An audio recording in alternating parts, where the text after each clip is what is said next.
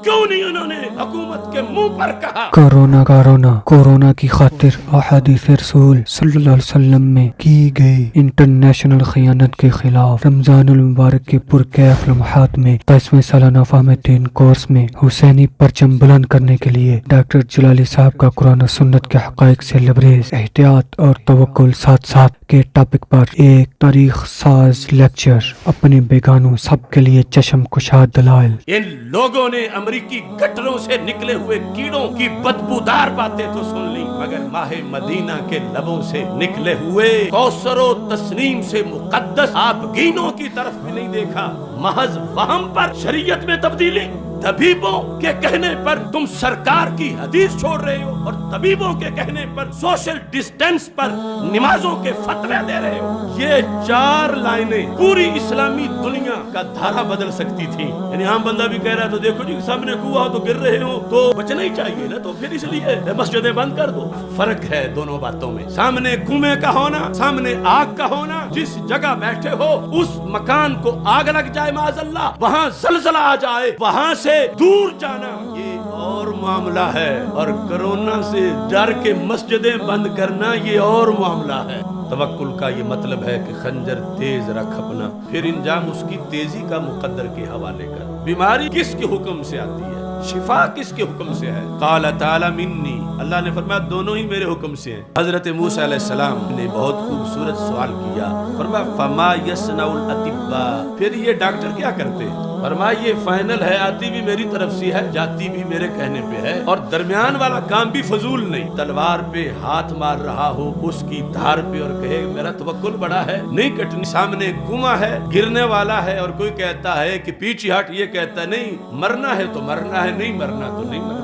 شریعت کہتی ہے اب ایسی بات کرنا اس کے لحاظ سے حرام ہے۔ رب کہہ رہا ہے وَلَا تُلْقُوا بِأَيْدِيكُمْ إِلَى التَّهْلُكَةِ۔ وہاں روزی کے مسئلے پر جب اسباب پہ بھروسہ نہیں کیا یمن والوں نے تو رب نے کہا یہ کوئی توکل نہیں۔ سرکار فرماتے ہیں تم میں سے کوئی شخص اس وقت تک مر نہیں سکتا جب تک اپنا رزق کھا نہیں لے گا۔ توکل انسان کو میٹھی نیند سلاتا ہے۔ بڑے بڑے لوگوں نے خیانتیں کی حدیث بیان کرتے ہوئے کہ جاؤ گے تو بیماری لگ جائے گی، بیماری سے بچاؤ کے لیے نہیں روکا، اگر بھاگو گے تو کیا ہے؟ فرمایا یوں ہے گناہ کبیرہ جیسے کافروں کی فوج سامنے ہو اور کوئی دوڑ لگا کے بھاگ جائے۔ جو اسلام کہتا ہے وَلَا تُلْقُوا بِأَيْدِيكُمْ إِلَى التَّهْلُكَةِ، اپنے آپ کو ہلاکت میں نہ ڈالو، وہ طاعون جب گھر میں آ جائے تو کیوں نہیں بھاگنے دیتا؟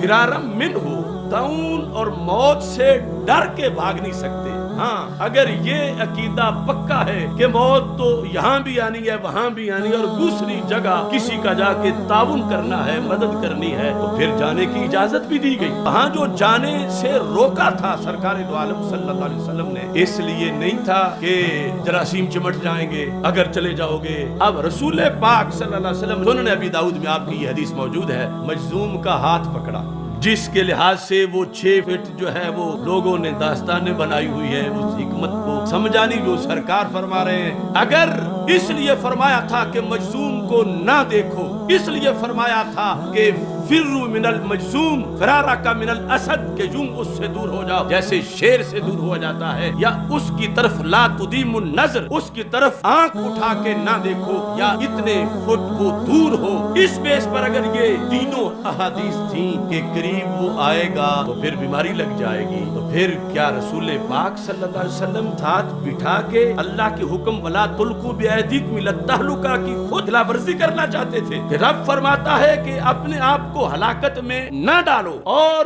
مجذوم اور بیمار کو ساتھ بٹھانا ہلاکت ہے۔ دوسرے نقطہ نظر کے مطابق وہ جو 3 احادیث غلط مفہوم میں جو لوگوں نے بیان کی، نبی اکرم صلی اللہ علیہ وسلم نے کوڑی کا مرض مریض کو پکڑ کے اپنے ساتھ بٹھایا، اپنا جو کاسا تھا، پلیٹ اور برتن، ہاتھ پکڑ کے اس کے اندر ڈالا، پھر فرمایا کل کھا۔ پھر حضرت صدیق اکبر رضی اللہ تعالی عنہ کے عہد میں جب ایک وفد آیا اور سارے کھانے میں بیٹھے تو وہ سائڈ پہ تھا، کہا اسے کیا ہے؟ کہا کہ یہ تو مجذوم ہے، اس کو مرض ہے، اور میں اسے میرے پاس لا، یہ ہے سنت کا احیاء، تم میرے ساتھ کھاؤ۔ اس طرح کی ہم درجنوں حدیثیں پیش کر سکتے ہیں، کس قدر مینار کو کنواں اور کنویں کو مینار بنا کے پیش کیا گیا۔ ڈاکٹر کہتے ہیں 6 فٹ کا فاصلہ ہونا چاہیے، یہ اعظم مفتیان یا ان کے نیچے والے، یہ شروع سے پہلی اینٹ غلط ہے۔ جب حکومت نے کہا تھا فاصلہ ہونا چاہیے، انہیں کہنا چاہیے تھا کہ شریعت مصطفیٰ صلی اللہ علیہ وسلم کے مطابق یہ بات 100% غلط ہے۔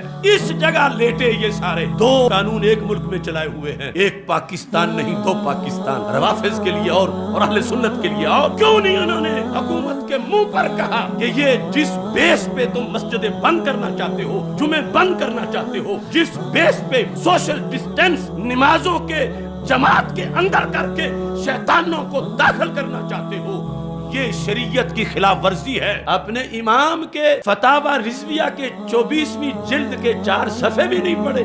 یہ قانون ہے، ایک ہوتا ہے عادی سبب، ایک ہوتا ہے وہمی سبب۔ تو جہاں جان کو عادی سبب کے ذریعے موت کا خطرہ ہو، شریعت وہاں سے چلے جانے کی اجازت دیتی ہے، اور جہاں صرف وہمی سبب کا خطرہ ہو وہاں شریعت ڈٹ جانے کا حکم دیتی ہے۔ 2 طرح کے اسباب ہیں، یعنی سامنے کنواں ہے، اب وہاں کوئی کہے میں نے گرنا ہی گرنا ہے، میرا توکل ہے، ہم کہیں گے یہ حرام ہے گرنا، کیونکہ کنویں میں گرنے سے موت کا آنا یہ سبب عادی ہے۔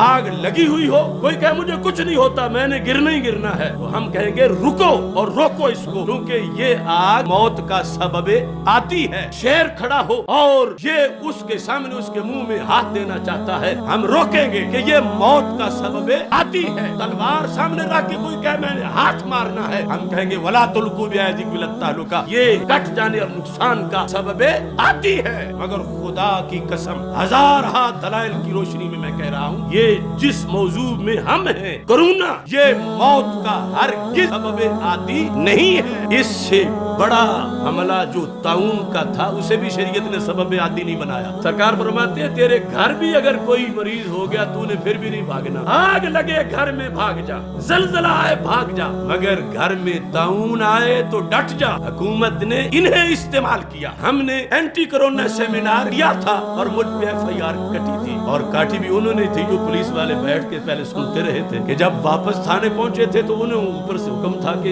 FIR ضرور کاٹنی اور حسینیت کی آواز دی جائے، اگرچہ یزید روپ بدل کے آتے رہے ہوں۔ نہ ہم نے سوشل ڈسٹینس کا کلمہ پڑھا، نہ مساجد بند کی، نہ جمعہ بند کیا۔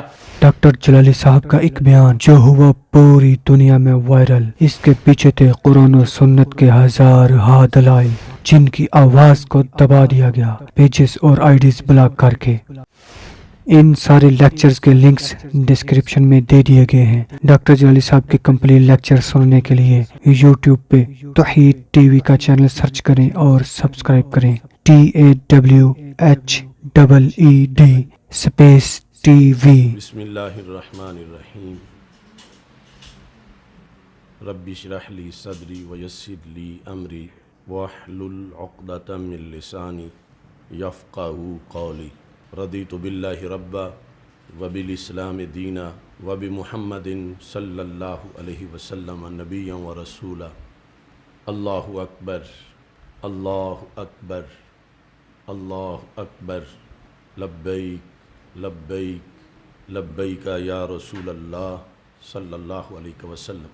الحمدللہ رب العالمین والصلاة والسلام علی رسولہ الکریم وعلی آلہ واصحابہ اجمعین، اما بعد فاعوذ باللہ من الشیطان الرجیم، بسم اللہ الرحمن الرحیم، ومن یتوکل علی اللہ فہو حسبہ، صدق اللہ العظیم وصدق رسولہ النبی الکریم الامین، ان اللہ وملائکتہ یصلون علی النبی یا ایہا الذین آمنوا صلوا علیہ وسلموا تسلیما۔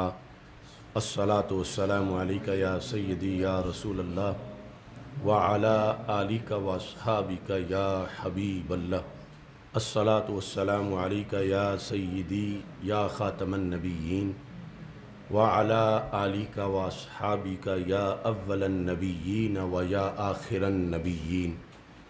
مولاي صل وسلم دائما ابدا علی حبیبک خیر الخلق کلہم، منزہ عن شریک فی محاسنہ فجوہر الحسن فیہ غیر منقاسم، محمد تاج رسل اللہ قاطبتاً محمد صادق الاقوال والکلم محمد ذکرہ روح لانفسنا محمد شکرہ فرد علی الامم رب صلی وسلم دائما ابدا علی حبیبک خیر الخلق کلہم۔ اللہ تبارک و تعالی جل جلالہ وعم نوالہ واتم برہانہ وعظم شانہ وجل ذکرہ وعز اسمہ کی حمد و ثنا اور حضور سرور کائنات مفخر موجودات زینت بزم کائنات دستگیر جہاں غم گسار زماں سید سرواراں حامی بے کساں قائد المرسلین خاتم النبیین احمد مجتبی جناب محمد مصطفیٰ صلی اللہ علیہ وآلہ واصحابہ وبارک وسلم کے دربار گوہر بار میں ہدیہ درود و سلام عرض کرنے کے بعد السلام علیکم ورحمۃ اللہ وبرکاتہ۔ رب ذوالجلال کے فضل اور توفیق سے رمضان المبارک کے منور مقدس معطر لمحات میں آخری عشرے میں نار جہنم سے آزادی کے لمحات میں 27ویں سالانہ فہم دین کورس میں ہمیں شرکت کی سعادت حاصل ہو رہی ہے۔ تحریک لبیک یا رسول اللہ صلی اللہ علیہ وسلم اور تحریک صراط مستقیم کی طرف سے حضرت شاہ جلال رحمہ اللہ تعالی ریسرچ سینٹر سے یہ پروگرام پیش کیا جا رہا ہے۔ میری دعا ہے خالق کائنات جل جلالہ ہم سب کو قرآن و سنت کا فہم عطا فرمائے، آخری سانس تک ختم نبوت پہ پہرا دینے کی توفیق عطا فرمائے، اور رب ذوالجلال جہنم سے آزادی کے اس عشرے میں ہم سب کو نار جہنم سے آزاد فرمائے۔ آج ہماری گفتگو کا موضوع ہے احتیاط اور توکل ساتھ ساتھ۔ قرآن مجید برہان رشید میں بار بار مومن کو اللہ پر توکل کرنے کا حکم دیا گیا ہے، اور ساتھ ہی احتیاطی تدابیر اور اسباب کے استعمال کا بھی حکم دیا گیا ہے۔ یہ موضوع ایک کلیدی موضوع ہے۔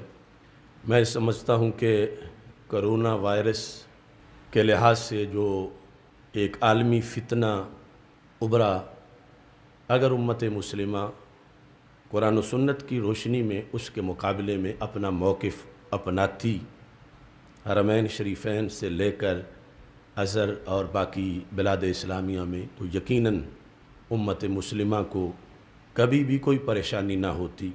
لیکن خشت اول چو نہد معمار کج تا سریا میر ود دیوار کج۔ معمار جب پہلی اینٹ ہی ٹیڑھی رکھتا ہے تو سریا تک بھی دیوار جائے تو ٹیڑھی ہی رہتی۔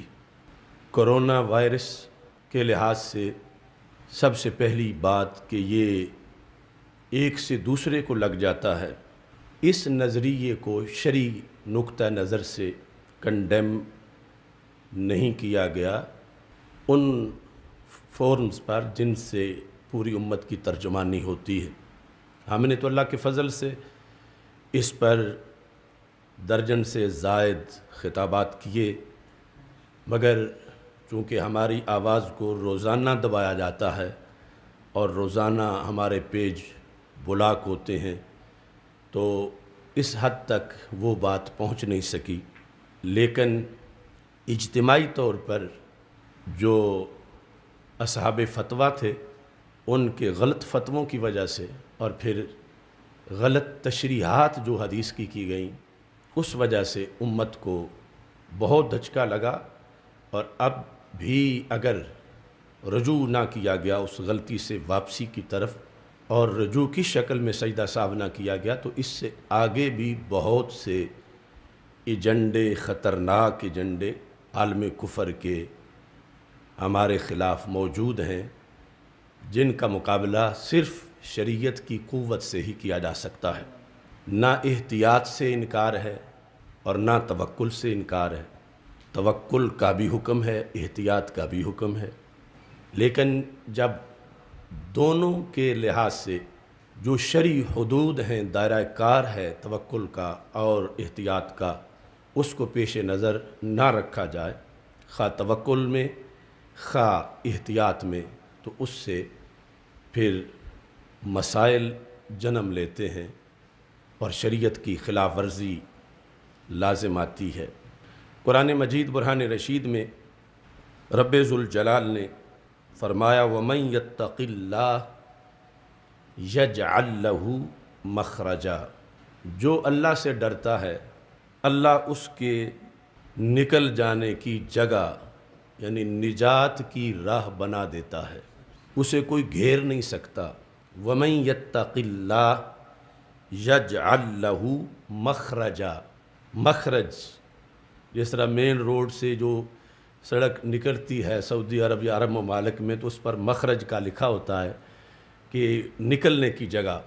وَمَن يَتَّقِ اللَّهَ، جو بھی اللہ سے ڈرتا ہے، یعنی ڈرنے میں سب سے پہلے اللہ پر ایمان رکھتا ہے اور پھر اس کے بعد اس کا اللہ تعالیٰ پر بھروسہ ہے، یجعل لہ مخرجا، اللہ اس کے لیے مخرج بنا دیتا ہے، ہزار محاصرے ہوں وہ پھر بھی نکل جاتا ہے، اللہ اس کے لیے مخرج بنا دیتا ہے۔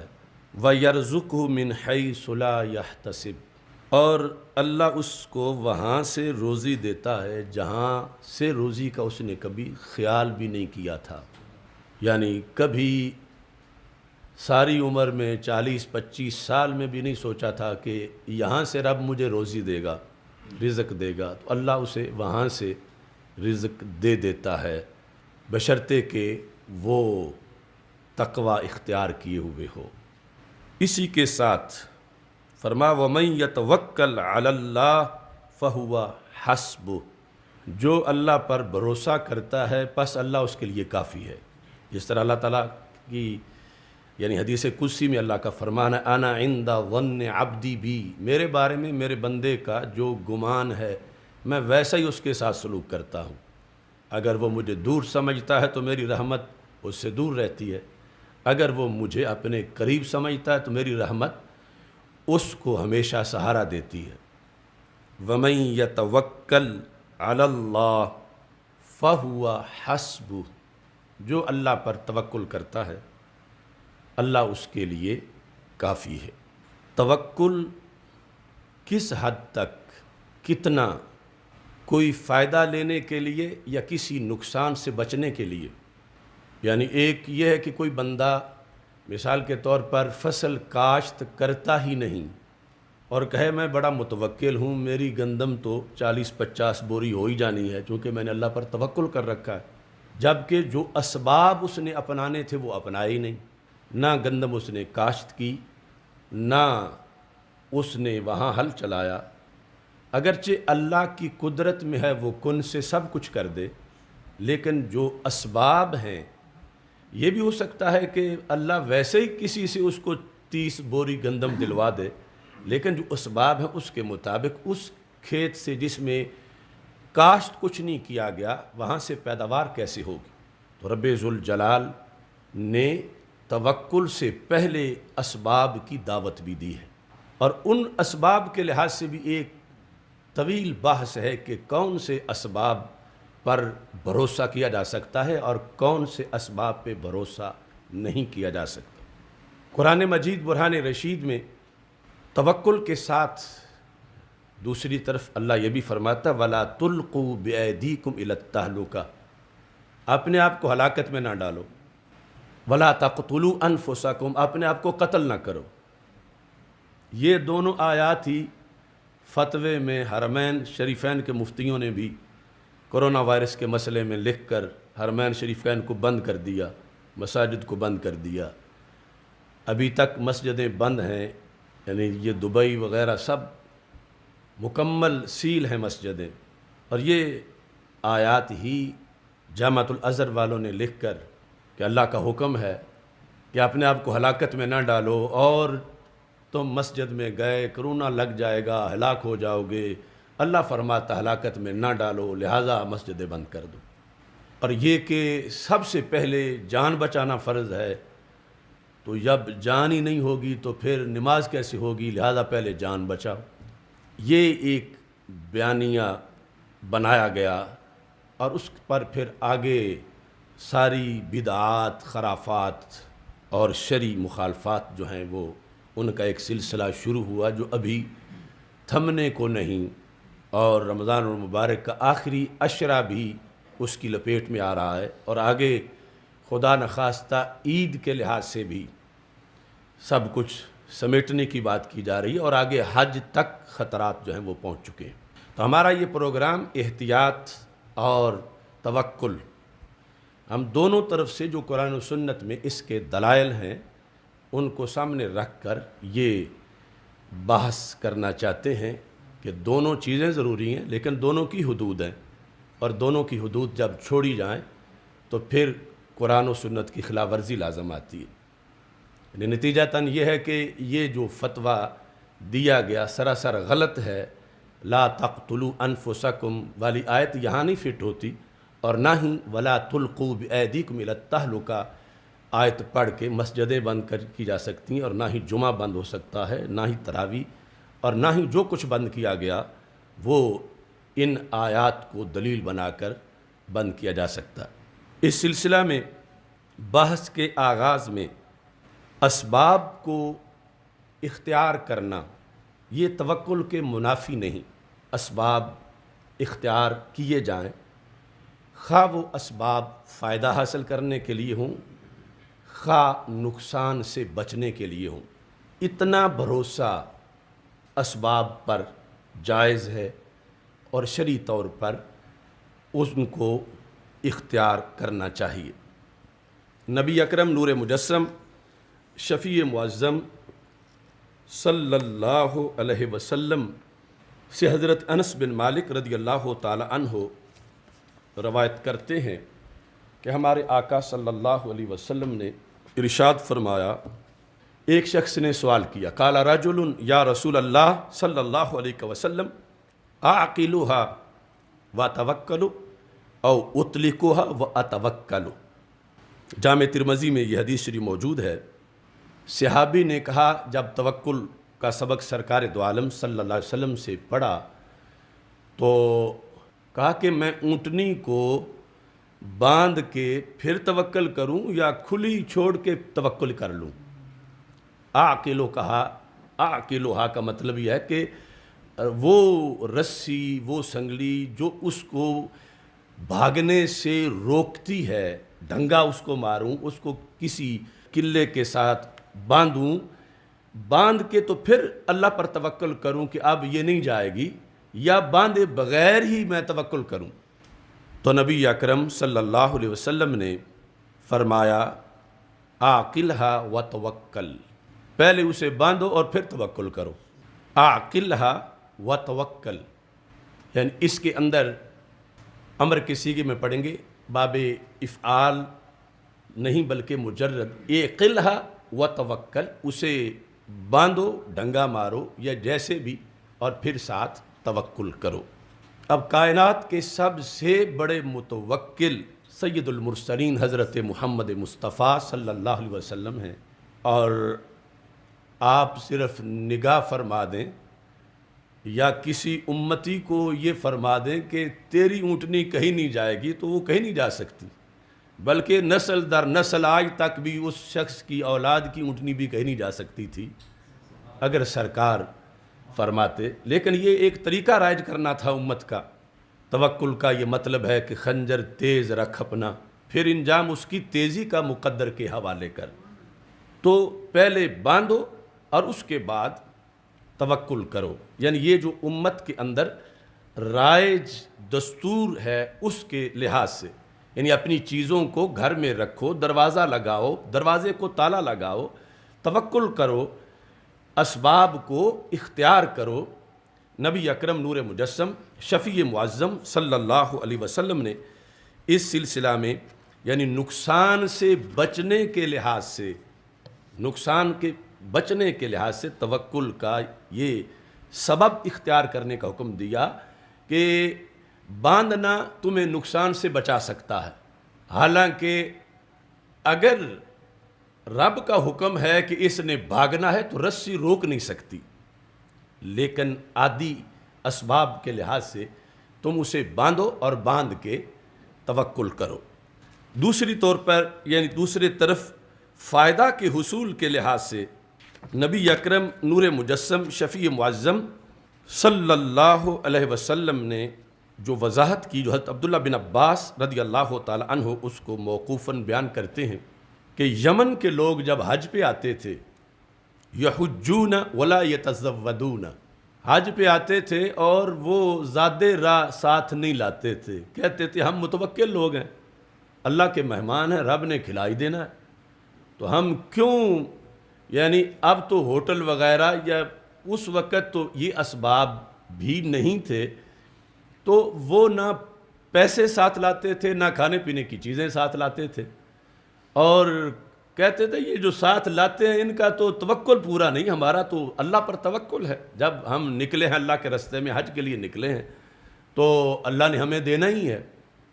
تو نبی اکرم نور مجسم شفیع معظم صلی اللہ علیہ وسلم پر یہ آیت اتری، وَتَزَوَّدُوا فَإِنَّ خَيْرَ الزَّادِ التَّقْوَى، وَتَزَوَّدُوا کہ تم یہ جو راشن ہے زاد راہ ہے یہ گھر سے لے کے چلا کرو، یعنی یہ توکل نہیں کہ تم اس حد تک آ جاؤ کہ پھر آگے آ کے مانگنا شروع کر دو۔ فَإِذَا قَادِمُوا مَكَّةَ سَأَلُوا النَّاسَ، جب وہ لوگ یمن والے مکہ مکرمہ آ جاتے تھے تو پھر لوگوں سے مانگنا شروع کر دیتے تھے۔ ہاں ایک مرتبہ خواص کا توکل کا ہے، اس کے لحاظ سے پھر ان میں صبر بھی اتنا ہے کہ وہ پھر مانگتے نہیں، تو یہ پہلے تو توکل کی آڑ میں نکلتے تھے اور آگے آ کے پھر صبر نہیں ہو سکتا تھا، بھوک ستاتی تھی تو سوال شروع کر دیتے تھے، تو رب ذوالجلال نے حکم دیا تزودوا، یعنی یہ کوئی توکل کے منافی نہیں ہے کہ گھر سے زاد راہ لے کے نکلنا، گاڑی کے تیل کا معائنہ، ٹائروں کو دیکھ لینا، یہ اس طرح کی احتیاطیں، یہ ساری چیزیں یہ توکل کے منافی نہیں ہیں۔ وَتَزَوَّدُوا، تم زاد راہ پکڑا کرو، اختیار کرو، اور بہترین زاد راہ تقویٰ ہے، اور آگے سوال کرو گے تو پھر تقویٰ کی خلاف ورزی لازم آئے گی۔ یہاں پر ضمناً جو خواص کا تقویٰ ہے وہ اس وقت ہمارے موضوع سے علیحدہ ایک بحث ہے۔ جب حضرت ابراہیم علیہ السلام آپ کو نار نمرود میں گرایا جانے لگا، بلکہ منجنیق سے نکل چکے تھے اور آگ میں داخل ہونے والے تھے، فضا میں درمیان میں تھے، اب کوئی سہارا نہیں تھا بظاہر، کیونکہ منجنیق سے تو اچھال دیے گئے ہیں، آگے آگ ہے، درمیان میں تھے کہ سامنے جبریل علیہ السلام آ گئے، حل لک من حاجہ، کہ اے اللہ کے خلیل میرے ذمے کوئی خدمت ہو تو بتاؤ، میں جو کر سکتا ہوں رب کی دی ہوئی طاقت سے، تو یعنی طاقت تو یہ بھی ہے کہ وہ آگ والی ساری جگہ کو جبریل پر مار کے الٹا کر دیں اور خلیل بچ جائیں۔ تو حضرت ابراہیم علیہ السلام نے کہا اما الیک فلا، تم کون ہوتے ہو میری حاجت پوری کرنے والے؟ یہ مطلب بنتا ہے کہ جہاں تک تمہارا تعلق ہے تم میری کوئی حاجت نہیں پوری کر سکتے، حالانکہ ان سے مدد لے لینا جائز تھا، چونکہ یفعلون ما یؤمرون، فرشتوں کی شان یہ بیان کی گئی جو رب کا حکم ہو وہی کام کرتے ہیں، تو رب کے حکم سے ہی جبریل آئے تھے، اللہ کے حکم کے بغیر نہیں آئے تھے، اور رب ہی کی دی ہوئی قوت کا مظہر تھے، جائز تھا کہ خلیل مدد ان سے لے لیتے، مگر وہ خلیل ہیں اور وہ یہ سمجھتے ہیں کہ یہ جبریل کون ہوتے ہیں درمیان میں، میرا اور اللہ کا معاملہ ہے، اما الیک فلا، تجھ سے مدد چاہوں میں نہیں چاہوں گا۔ اب کچھ لوگ ضمناً اعتقادی طور پر بات آ گئی، اس پر بڑا زور دیتے ہیں جو وہابیزم والے ہیں، دیکھو کہ اللہ کے خلیل جو ہیں انہوں نے تو غیر اللہ سے مدد نہیں مانگی اور تم غیر اللہ سے مدد مانگتے ہو۔ تو خلیل نے تو اس سے اگلا کام بھی نہیں کیا. تو ہر ایک مقام خلیل پر تو نہیں ہے، ان کا مقام اپنا تھا. کیونکہ جب جبریل نے کہا کہ چلو مجھ سے نہیں مانگنی تو رب سے کہو کہ وہ تمہاری مدد کرے، یعنی میرے ذریعے سے اللہ کی مدد تمہیں پسند نہیں تو ڈائریکٹ اللہ کی مدد مانگو اللہ سے، کیونکہ اب چند لمحے ہی ہیں، آگے آگ ہے اور وہ بہت خطرناک ہے. تو حضرت ابراہیم علیہ السلام نے کہا حسبی من سوالی علمہ بحالی، کیوں اس سے مانگوں؟ کیا اسے پتہ نہیں میرا خلیل ہے؟ حسبی من سوالی علمہ بحالی، میرے مانگنے سے زیادہ وہ خود ہی جانتا ہے. یعنی میں تب مانگوں جب اسے پتہ نہ ہو. تو اب ہر بندے کا تو یہ مقام نہیں ہے کہ وہ کہے میں نے دعا بھی نہیں کرنی رب سے، ہر بندہ نہیں کر سکتا. تو جیسے اب دعا جائز تھی لیکن نہیں کی، ان کا ایک مقام ہے، ایسے ہی مدد لینا جائز تھا مگر ان کا ایک مقام ہے. انہوں نے کہا میں نہیں لیتا، تو اللہ کی مدد آ پہنچی. تو یہ توکل کا ایک خواص کا انداز ہے. نبی اکرم نور مجسم شفیع معظم صلی اللہ علیہ وسلم سب متوکلین سے بڑے متوکل ہیں، لیکن کائنات میں امت نے قیامت تک کے لیے جن امور کے ذریعے سے اپنی زندگی نبھانی تھی تو سرکار نے وہ امور رائج کیے. یعنی نبی اکرم نور مجسم شفیع معظم صلی اللہ علیہ وسلم نے جو دوائی استعمال کی، یہ امت کے لیے ایک سنت بنانے کے لیے، ورنہ دوائی کے اندر شفا کہاں سے آئی اگر رب نہ شفا دینا چاہے؟ تو اصل تو شفا رب ذوالجلال کی طرف سے ہے. تو سرکار کا توکل تو اجازت نہیں دے رہا تھا، لیکن یہ کہ امت جب دوائی کے مسئلے پر آئے گی تو ان کے سامنے میری سنت ہونی چاہیے کہ ہمارے نبی علیہ السلام نے جب دوائی لی تو یہ کوئی توکل کے خلاف نہیں ہے. اعلیٰ توکل جو ہے اس کے باوجود تسنین کے لیے، سنت بنانے کے لیے رسول اکرم صلی اللہ علیہ وسلم نے یہ تعلیم امت کے لیے ایسے بہت سے مراحل کیے جس پر محدثین نے لکھا کہ سرکار دو عالم صلی اللہ علیہ وسلم کو اسباب اختیار کرنے کے باوجود بھی اللہ کے ہاں درجہ وہ اعلیٰ توکل کا ہی ملتا رہے گا. امام غزالی نے اس سلسلہ میں حضرت موسیٰ علیہ السلام کا ایک قول لکھا. حضرت موسیٰ علیہ السلام نے کہا یا رب ممن الدا والدوا، رب یہ بیماری کس کی طرف سے آتی ہے اور بیماری کا علاج کیا ہے؟ دونوں چیزیں، بیماری کس کے حکم سے آتی ہے، شفا کس کے حکم سے ہے؟ قال تعالی منی، اللہ نے فرمایا دونوں ہی میرے حکم سے ہیں. اگر میں نہ بھیجوں تو بیماری نہیں آتی، میں نہ لے جاؤں تو نہیں جاتی. اس میں کسی گولی، کسی جڑی بوٹی، کسی دوائی، کسی چیز کا کوئی دخل نہیں ہے. یہ سب میرے حکم پر ہے، آتی بھی میرے حکم پر ہے اور جاتی بھی میرے حکم پر ہے. تو حضرت موسیٰ علیہ السلام اللہ کے کلیم نے بہت خوبصورت سوال کیا. فرمایا فما یصنع الاطباء، پھر یہ ڈاکٹر کیا کرتے ہیں، طبیب کیا کرتے ہیں؟ یہ طبیبوں کا سلسلہ پھر کیوں ہے؟ یعنی پھر ان کے پاس جانا ناجائز ہونا چاہیے اور یہ طب کا عمل کرنا ناجائز ہونا چاہیے کہ جب یہ ہے ہی فضول کام کہ بیماری آنا بھی بیماری نے تیرے حکم سے ہے، جانا بھی تیرے حکم سے ہے، تو پھر طبیبوں کی تو دکانیں بند ہونی چاہیے، طبیب بننا ہی ناجائز ہونا چاہیے، طبیبوں کے پاس جانا ہی ناجائز ہونا چاہیے کہ ایک فضول کام ہے، بس ہونا وہی ہے جو رب نے کرنا ہے. تو پھر آئے گی بھی رب کی مرضی سے، جائے گی بھی رب کی مرضی سے.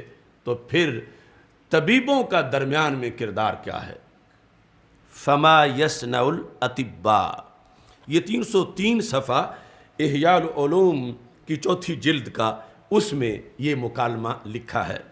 اللہ تعالیٰ نے جواب دیا، فرمایا اس میں معاشرے کے اندر رہنے والے دونوں طبقے جو ہیں ان کا بھلا ہے، طبیبوں کا بھی مریضوں کا بھی. اور میری یہ حکمت ہے کہ میں بعض کو بعض کے ذریعے سے آپس میں جائنٹ کر کے معاشرے میں رکھتا ہوں کہ ایک دوسرے کے محتاج رہیں. ہر ایک کی کوئی نہ کوئی حاجت تو کسی کے ذمہ ضرور ہوتی ہے، ورنہ تو اگر کسی کی ساری حاجات یعنی خود ہی وہ درزیوں والا بھی کر لے، کمہاروں والا بھی کر لے، لوہاروں والا بھی کر لے، کسانوں والا بھی کر لے، خود ہی سب کچھ، تو پھر کوئی کسی کو پلے ہی نہ باندھے، کسی کے لیے کوئی رہ کے ساتھ سوسائٹی سویلائزیشن میں ایسا ہو ہی نہ. وہ ایک علیحدہ ایک فلسفہ ہے. تو رب ذوالجلال نے فرمایا میں نے یہ جو رکھا ہے نا سلسلہ، اس لیے یأکلون ارزاقہم کہ طبیب مریضوں کا رزق کھاتے ہیں. یأکلون ارزاقہم دوائی دیتے ہیں، وہ ان کو پیسے دیتے ہیں، ان کا روزگار یہ چلا ہوا ہے. یأکلون ارزاقہم ویتیبون نفوس عبادی. اور فائدہ دوسری طرف یہ ہوتا ہے کہ میرے بندوں کے دل مطمئن ہوتے ہیں. یعنی جب کوئی حکیم ہی نہ ملتا ہو، ڈاکٹر ہی نہ ملتا ہو، معاشرے میں کسی گاؤں میں ڈاکٹر ہی نہیں ہے، یا کسی شہر میں ہسپتال ہی سارے بند ہیں، اب شفا سے جو پہلا مرحلہ ہے مریض کے لیے اطمینان کا، وہ تو دوائی ہے کہ اس کو بڑا سہارا ہو جاتا ہے کہ میرا علاج شروع ہو گیا ہے، میرے مرض کا پتہ چل گیا ہے، یہ دوائی جو ہے وہ مجھے استعمال کروانا شروع کر دی گئی ہے. اس کے رشتہ داروں کو اور اس کو خود بڑا سہارا مل جاتا ہے کہ اب خیر ہے، چونکہ دوائی مل گئی ہے، علاج شروع ہو گیا ہے. تو رب ذوالجلال فرماتا ہے ان کا یہ بھلا ہو جاتا ہے کہ ان کی طبیعت خوش ہو جاتی ہے، وہ طبعاً خوشی محسوس کرتے ہیں، اور وہ خوشی بظاہر ان کے ذریعے ملتی ہے، ڈاکٹروں کے ذریعے، طبیبوں کے ذریعے، کہ دوائی استعمال کر رہے ہیں، دوائی پر بھی ایک انسان کا کسی درجے میں بھروسہ ہوتا ہے. تو اس بنیاد پر انہیں یہ فائدہ ہوتا ہے. حتیٰ یہ ہے تقدیر، حتیٰ یأتی شفائی او قضائی. فرمایا یہ ڈاکٹر اور مریض آپس میں ان کو جوائنٹ کر دیا گیا ان حکمتوں کے پیش نظر، لیکن نہ ڈاکٹر کو پتہ ہے میرے فیصلے کا، نہ مریض کو پتہ ہے میرے فیصلے کا. ڈاکٹر کے پاس شفا نہیں ہے، حتیٰ یأتی شفائی، فرمایا دونوں آپس میں منسلک ہیں، اور اس پر آگے معاشرے کے کئی ثمرات مرتب ہوتے ہیں، یہاں تک کہ یا تو میری شفا آ جاتی ہے یا میری طرف سے قضا آ جاتی ہے. تو فرمایا یہ ہے درمیان میں ڈاکٹر کیا کرتے ہیں. جو حضرت موسیٰ علیہ السلام نے اللہ سے پوچھا، فرمایا یہ فائنل ہے، آتی بھی میری طرف سے ہے، جاتی بھی میرے کہنے پہ ہے، اور درمیان والا کام بھی فضول نہیں، اس کی بھی حکمتیں ہیں، اور ان کو پیش نظر جو ہے رکھتے ہوئے پھر وہ دوائی استعمال کی جاتی ہے. تو دوائی اس بنیاد پر یعنی استعمال کرنا خلاف شرع نہیں، شریعت ہے، اس میں سنت ہے، فائدہ ہے، جائز ہے، مگر پھر بھی خواص جو ہیں سرکار ہی کی تعلیم سے پیدا ہونے والے توکل پر وہ ایسے درجے پہ فائز ہوئے کہ انہوں نے دوائی سے بھی انکار کیا، مگر وہ جو پھر صبر کر سکے. تو اب یہ صورتحال جو ابھی بحث کی گزر رہی ہے، یہ جواز اور عدم جواز اور علیحدہ علیحدہ نصاب اور علیحدہ علیحدہ اوقات کے لحاظ سے یہ معاملہ ہے.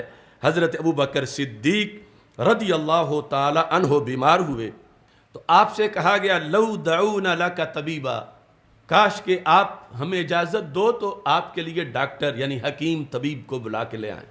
تو آپ نے فرمایا الطبیب قد نظر الی، طبیب نے تو مجھے دیکھ لیا ہے.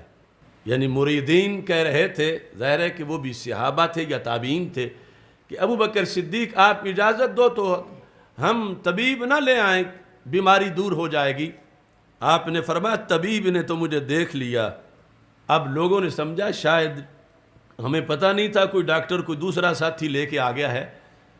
تو انہوں نے پوچھا کیا کہا ہے طبیب نے؟ تو آپ نے فرمایا وہ کہتا انی فعال لما ارید، میں وہی کرتا ہوں جو میں چاہتا ہوں. یعنی طبیب سے مراد لے رہے تھے اللہ کی ذات. کہ تم کہتے ہو طبیب نے نہیں دیکھا، طبیب لے آئے. فرمایا طبیب نے دیکھا ہے مجھے. انہوں نے پوچھا پھر دیکھا ہے تو کیا کہتا ہے؟ تو کہا وہ یہ کہتا ہے انی فعال لما ارید، میں وہی کرتا ہوں جو میں چاہتا ہوں.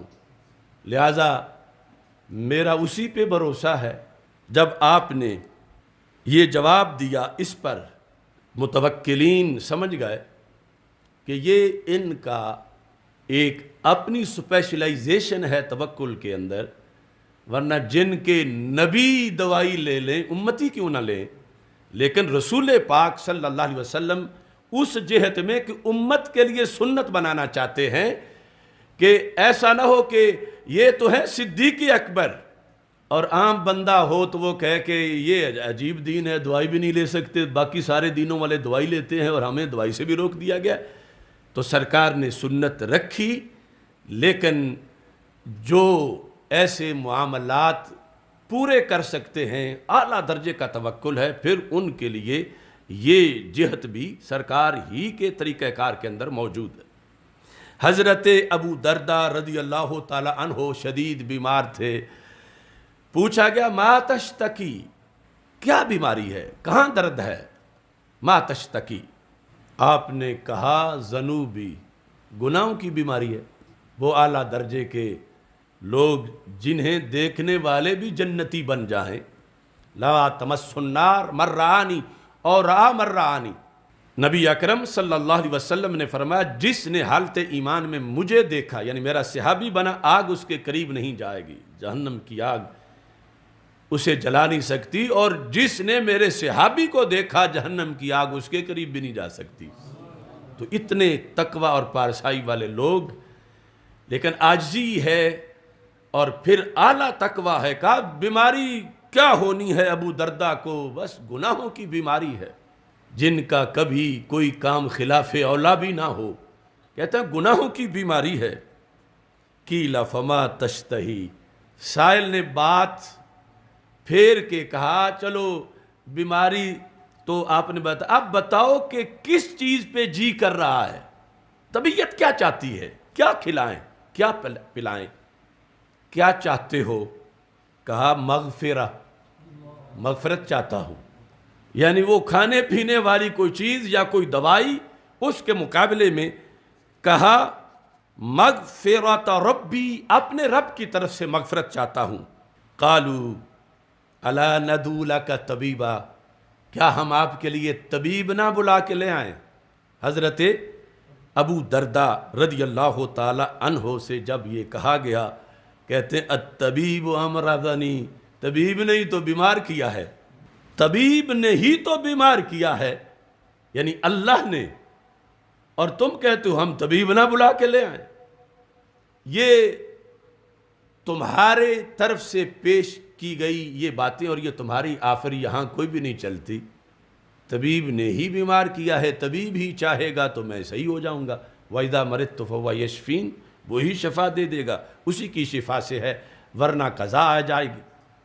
حضرت ابو ذر غفاری رضی اللہ تعالی عنہ، آپ کی دونوں آنکھیں بیمار تھیں، شدید مرض تھا. کہا گیا لو داویتہما، کاش کہ کوئی دوائی استعمال کر لیں، کوئی آنکھوں میں قطرے ڈال لے، کوئی دوائی استعمال کریں.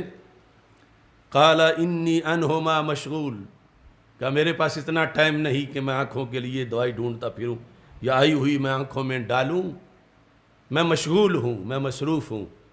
فقیل لو سألت اللہ تعالی ان یعافیک، تو ٹھیک ہے کسی حکیم کے قطرے نہیں ڈالنا چاہتے، اللہ سے تو کہو نہ کہ وہ آنکھیں صحیح کر دے.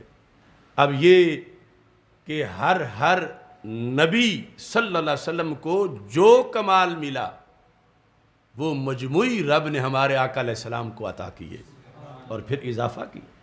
جو حضرت امام شافعی حرم میں بیٹھے تھے اور کہا کہ ہر کمال جتنے انبیاء علیہ السلام کو سارے کمالات ملے وہ ہمارے آقا علیہ السلام کو رب نے دیے اور اس کے اوپر اضافہ کیا.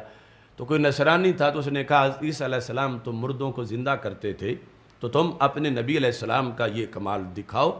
تو آپ نے فرمایا مردے کو زندہ کرنا چھوٹی سی بات ہے، ہمارے نبی علیہ السلام کا تو اس سے بھی آگے کا کمال ہے احیاء موتا ہے کہ جہاں پہلے حیات تھی چلی گئی پھر وہاں لانا۔ ہمارے آقا صلی اللہ علیہ وسلم نے تو خشک لکڑیوں میں جان ڈالی ہے جہاں پہلے کبھی آئی نہیں تھی۔ استن حنانہ والی حدیث آپ نے بیان کی، اور آگے یہ ہے کہ یہ مردے کو زندہ کرنا تو یہ تو میرے محبوب کے غلاموں کا بھی کام ہے، تو وہ سمٹ کے جو ولی کی کرامت ہے وہ سرکار کے معجزے ہی کا ہی فیض ہے۔ تو اس بنیاد پر ابھی آپ نے حدیث سنی حضرت ابراہیم خلیل اللہ علیہ السلام کی، کہ انہوں نے کہا کہ میں نے دعا نہیں کرنی، رب کو خود پتا ہے۔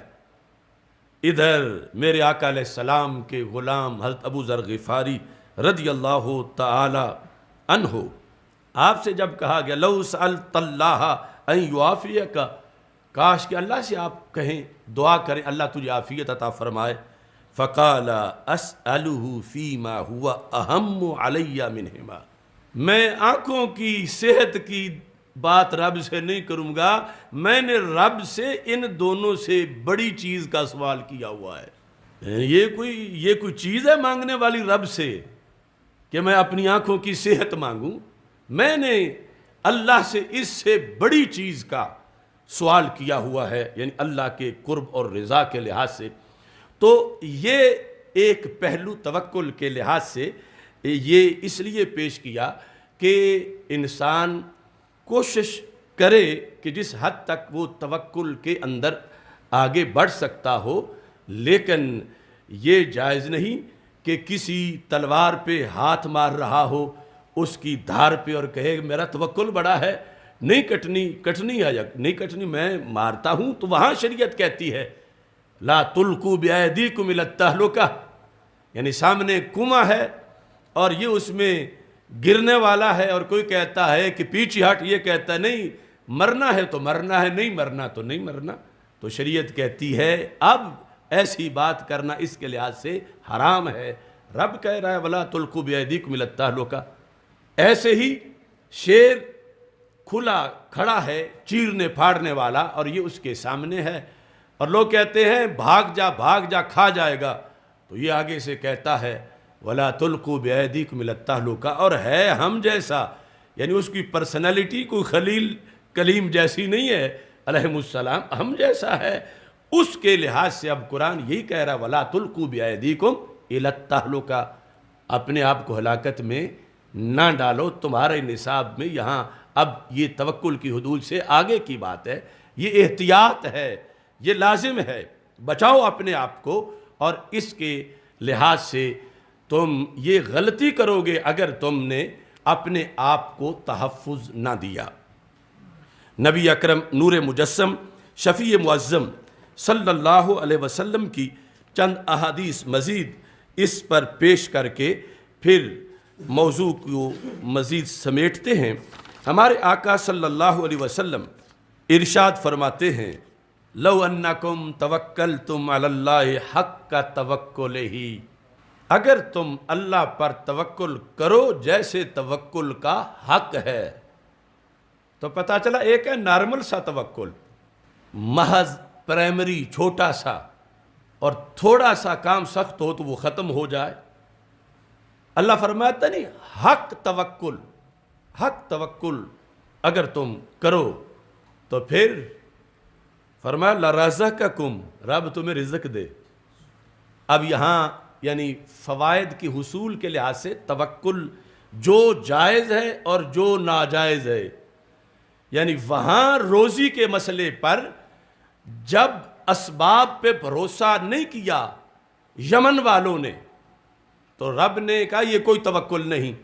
اور ادھر اگر رزق حلال کے لیے ایک بندہ توکل کرتا ہے، محنت کر کے توکل کرتا ہے، طلب میں نکلا ہے، تلاش میں نکلا ہے، یہ نہیں کہ گھر سے باہر نہیں نکلتا اور کہتا ہے کہ چھت پھاڑ کے مجھے کوئی دے دے۔ سرکار فرماتے ہیں اگر تم توکل کرو، وہ توکل جو حق ہے توکل کا، لرزقکم، تو اللہ تمہیں رزق دے۔ اب مثال میں وہ واضح کیا کیسے، فرمایا کما یرزق الطیر جیسے رب پرندوں کو رزق دیتا ہے. کیسے؟ فرمایا تغدو خماسا وتروح بطانا. صبح جب گھونسلوں سے اڑ کے نکلتے ہیں تو ان کی پوٹیں خالی ہوتی ہیں، شام کو آتے ہیں تو بھر کے ہی آتے ہیں. اب یہاں دونوں جہتیں واضح ہو گئی. توکل کے باوجود گھر سے تو نکلتے ہیں، توکل ہے، اور اتنا اچھا کہ ان کو مکی صلح بنایا جا رہا ہے. انسان کو ان کے توکل کے ذریعے سے سمجھایا جا رہا ہے کہ اگر تم ایسا توکل کرو جیسا پرندے توکل کرتے ہیں، مطلب کوشش کرو، اس فیلڈ میں جاؤ، آگے اس کا جو نتیجہ ہے اس کے لحاظ سے مایوس نہ ہو، رب نوازے گا. کچھ کرو تو صحیح، حرکت میں جو برکت ہے. تو اب وہ خالی ان کے پوٹے ہیں جس کے اندر دانے اکٹھے ہوتے ہیں پرندوں کے، یہ ہے خماسہ، خالی وہ جاتے ہیں. جامع ترمذی کی یہ حدیث ہے. اب اس میں بہت سا وزڈم ہے. ان پرندوں کو نہ کوئی ماہانہ وظیفہ ملتا ہے، نہ کوئی سالانہ ملتا ہے، نہ کوئی روزانہ ملتا ہے. ان کی کوئی سیلری نہیں ہے، نہ بینک بیلنس ہے، نہ ان کی کوئی دکان ہے، نہ باپ دادا کی کوئی جاگیر ہے. لیکن اس کے باوجود بھی سوچ سوچ کے مر نہیں گئے کہ کہاں جائیں گے، ہمارا تو آسرا ہی کوئی نہیں. یہ ہے حق کے توکل کہ ان کا گھونسلہ ہی ہے. گھونسلے کئی منزلہ، کوئی بلڈنگ نہیں، کوئی تہہ خانہ دانوں سے بھرا ہوا نہیں. وہی ہے جو پورٹ میں ہے، شام کو آئے ہیں لیکن پھر بھی رب کو یاد کرتے سو گئے ہیں. صبح ابھی انسان سوئے ہوئے تھے، یہ پھر بول کے رب کی تسبیح کر رہے تھے. نہ کوئی بینک بیلنس، نہ کوئی وراثت، نہ کوئی مربع، نہ کوئی جاگیر، نہ کوئی کارخانہ، نہ کوئی دکان، نہ کوئی ملازمت، اور پھر بھی حشاش بشاش ہیں اور سمجھتے ہیں کہ رب نے پیدا کیا ہے، ہم نے محنت کرنی ہے، رب نے ہمیں دے دینا ہے. تو میرے آقا علیہ السلام فرماتے ہیں اگر تم توکل کرو، وہ توکل جو پرندے کرتے ہیں وہ ہے حق کے توکل، تو پھر کیا ہوگا؟ اللہ تمہیں دے گا جیسے رب پرندوں کو دیتا ہے. اللہ تعالیٰ جس انداز میں پرندوں کو دیتا ہے. آج کی منزل میں ہی ہم نے پڑھا، کیونکہ تراویح کے دوران یہ جہان بھی سامنے ہی ہوتا ہے. اللہ فرماتا ہے وَكَأَيٍّ مِّن دَابَّةٍ لَا تَحْمِلُ رِزْقَهَا. سورہ عنکبوت کے اندر اللہ تعالیٰ فرماتا ہے آیت نمبر 60 میں، کتنے چوپائے ہیں، وہ کوئی اپنے کندھوں پہ بوریاں اٹھائے نہیں پھرتے رزق کی. لا تحمل رزقها، اپنا رزق نہیں اٹھائے پھرتے. اللہ یرزقها، رب انہیں رزق دیتا ہے. وَإِيَّاكُمْ، تمہیں بھی رب ہی دیتا ہے. تو ان مثالوں سے خالق کائنات جل جلالہ نے توکل کی حدود کو معین کیا. اب جائز ناجائز دونوں کو سمجھنے کے لحاظ سے یہ مثال جو رسول پاک صلی اللہ علیہ وسلم نے دی اور ان کو آئیڈیل قرار دے دیا توکل میں. پرندوں کو کبھی ادنا چیز بھی اعلیٰ کے لیے آئیڈیل بنا دی جاتی ہے. یہاں تک کہ صحیح مسلم میں یہ حدیث ہے کہ رسول اکرم صلی اللہ علیہ وسلم ارشاد فرماتے ہیں یدخل الجنت اقوام، جنت میں بہت سے لوگ ایسے داخل ہو جائیں گے، یعنی ایمان والی شرط ہے آگے، افئدتہم مثل افئدت الطیر، ان کے دل پرندوں کے دلوں کی طرح ہے. ان کے دل افئدتہم، حالانکہ جو قلب انسانی ہے اس جیسی نفیس چیز تو کائنات میں اور کوئی ہے نہیں. اللہ کی معرفت کا گہوارہ ہے، اتنا قیمتی پرزہ ہے. لیکن ایک جہت کے لحاظ سے تشبیہ دی جا رہی ہے کہ جن کے دل پرندوں کے دلوں جیسے ہیں، لبرل یا سود خور یا شکوے کرنے والے، ایسے دل نہیں ان کے، بد عقیدہ نہیں. چونکہ پرندوں میں نہ کوئی قادیانی ہوتا ہے، نہ کوئی رافضی خارجی ہوتا ہے، نہ یہودی نصرانی ہوتا ہے، تو ان کے دل محفوظ ہیں ان بلاؤں سے۔ اور ساتھ یہ ہے کہ اللہ کے فضل پر صابر شاکر ہیں، رب دیتا ہے، محنت کرتے ہیں، جاتے ہیں، اڑتے ہیں، خطرات کا بھی سامنا ہوتا ہے، آندیاں بھی آتی ہیں، طوفان بھی آتے ہیں، بارشیں بھی ہوتی ہیں، دھوپ بھی ہوتی ہے، یہ جاتے ہیں، نکلتے ہیں، اب اپنی طرف سے حرکت کرتے ہیں، اللہ برکت ڈال دیتا ہے۔ تو فرمایا ایسی قومیں جنت میں داخل ہو جائیں گی، یعنی اتنے کثیر لوگ کہ جن کے دل پرندوں کے دلوں کی طرح ہوں گے۔ توکل کے لحاظ سے ویسے آج چونکہ دوسرا موضوع مطلقاً توکل کا نہیں، ابھی ہم اگلے خلاصے کی طرف جانا چاہتے ہیں۔ اگر ضمناً آج ہمارے معاشرے میں جو ہر بندے کے دل میں ایک ایسی تڑپ ہے، الا ماشاء اللہ، ہر میں نے کہہ دیا، استثناء بھی کر دیتا ہوں، کہ جو اسے خواہ مخواہ ایک ٹینشن میں رکھتی ہے، بخار اس کو ہو جاتا ہے، اس کو نیند نہیں آتی، بے چین رہتا ہے۔ یعنی ایک بندے کی آمدن مثال کے طور پر روزانہ کی 1,00,000 روپے تھی رزق حلال، اور پھر گھٹتے گھٹتے 5,000 ہو گئی۔ اب وہ کتنا ڈیفرنس ہے درمیان میں؟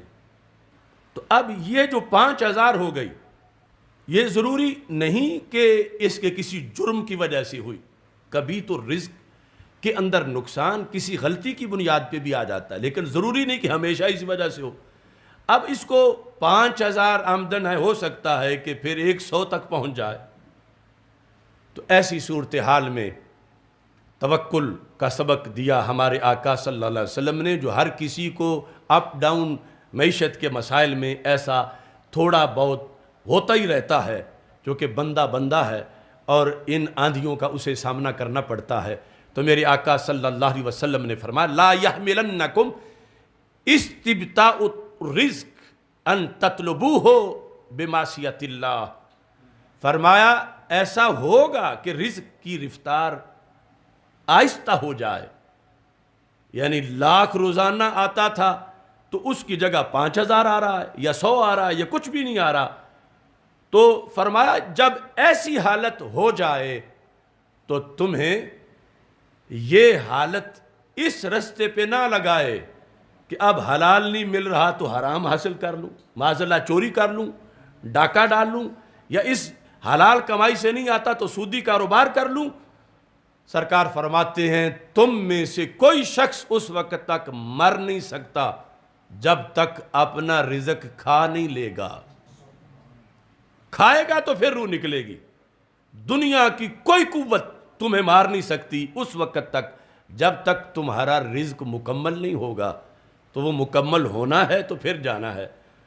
تو وہ رکا ہوا ہے اللہ کے ہاں، اور اس نے تجھے آزمائش میں ڈالا ہے، وہ نتیجہ جانتا ہے، لیکن تیری جو سرداری ہے باقی مخلوقات کو بھی تو بتانا ہے کہ بلا وجہ سردار نہیں بنایا، اس کے امتحانات بھی ہوئے ہیں، یہ پاس بھی ہوا ہے، یا پھر جنت میں درجات جب دوسروں کے یہ بلند دیکھے گا تو اسے کہا جائے گا تیرے بھی بلند ہونے تھے اگر تو بھی اس طرح توکل کرتا۔ تو یہ پیش نظر ہے، رب نے رزق روکا ہوا ہے، فوتا بھی کرے گا جب پہلے دے گا، یہ کھائے گا، پورا ہوگا تو پھر جائے گا۔ تو اس بنیاد پر توکل انسان کو میٹھی نیند سلاتا ہے، جو نیند کا وقت ہے، چین دیتا ہے، سکون دیتا ہے۔ اب کیوں کسی کو بخار ہے، کیوں کوئی بے چین ہے، محنت کرے، حرام کی طرف نہ جائے، باقی رب پر بھروسہ کرے، چونکہ اس میں یہ طاقت نہیں کہ رب دینا نہ چاہے اور یہ چھینے، اللہ سے کوئی نہیں چھین سکتا۔ تو یہ حرام کی طرف نہ جائے، سرکار ضامن ہے درمیان میں، اس کا رزق پورا ہوگا تو پھر یہ دنیا سے جائے گا۔ تو اس بنیاد پر نبی اکرم نور مجسم شفیع معظم صلی اللہ علیہ وسلم نے معیشت کے معاملات کے اندر بھی اپنی امت کو باقاعدہ نصاب دیا ہے، اور اس جہت کو بندے کے لیے ذہنی خوشحالی، یہ نسخہ اور کسی کے پاس نہیں، کسی دین کے پاس نہیں، کسی فلاسفر کے پاس نہیں، کہ انسان کو ایسی خوشحالی ذہنی ملے جو اس حدیث میں ہے اور توکل کے اس سبق کے اندر موجود ہے۔ اور پھر جو پرندوں کے لحاظ سے بات ہے، اس میں ضمناً یہ جو علماء ہیں، ائمہ و خطباء ہیں، یہ ہمارے درویش ہیں، من وجہ ان کی بھی توکل کی جہت ملتی ہے۔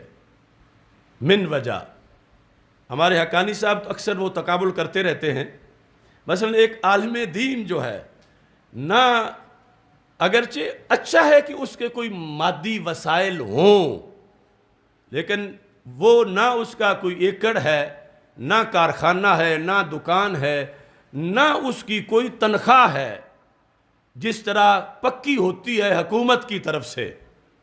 یعنی ایسے بھی ہیں، بعض کی ہے لیکن کوئی پتہ نہیں، مسجد والے کہیں اگلے جمعے نہ آنا، لیکن اس کے باوجود ان کی خوشحالی کا راز یہ ہے، اگر وہاں یہ شرط پائی گئی ہے کہ جس کی پکی تنخواہ ہے یا سامنے کھیت ہے یا اس طرح کے وسائل ہیں، اس کا اسباب کی طرف بھروسہ ہے اور اس کا رب کی ذات کی طرف بھروسہ ہے کہ رب کے دین کا جو کام کرنا ہے تو رب نے ہی کھلانا ہے۔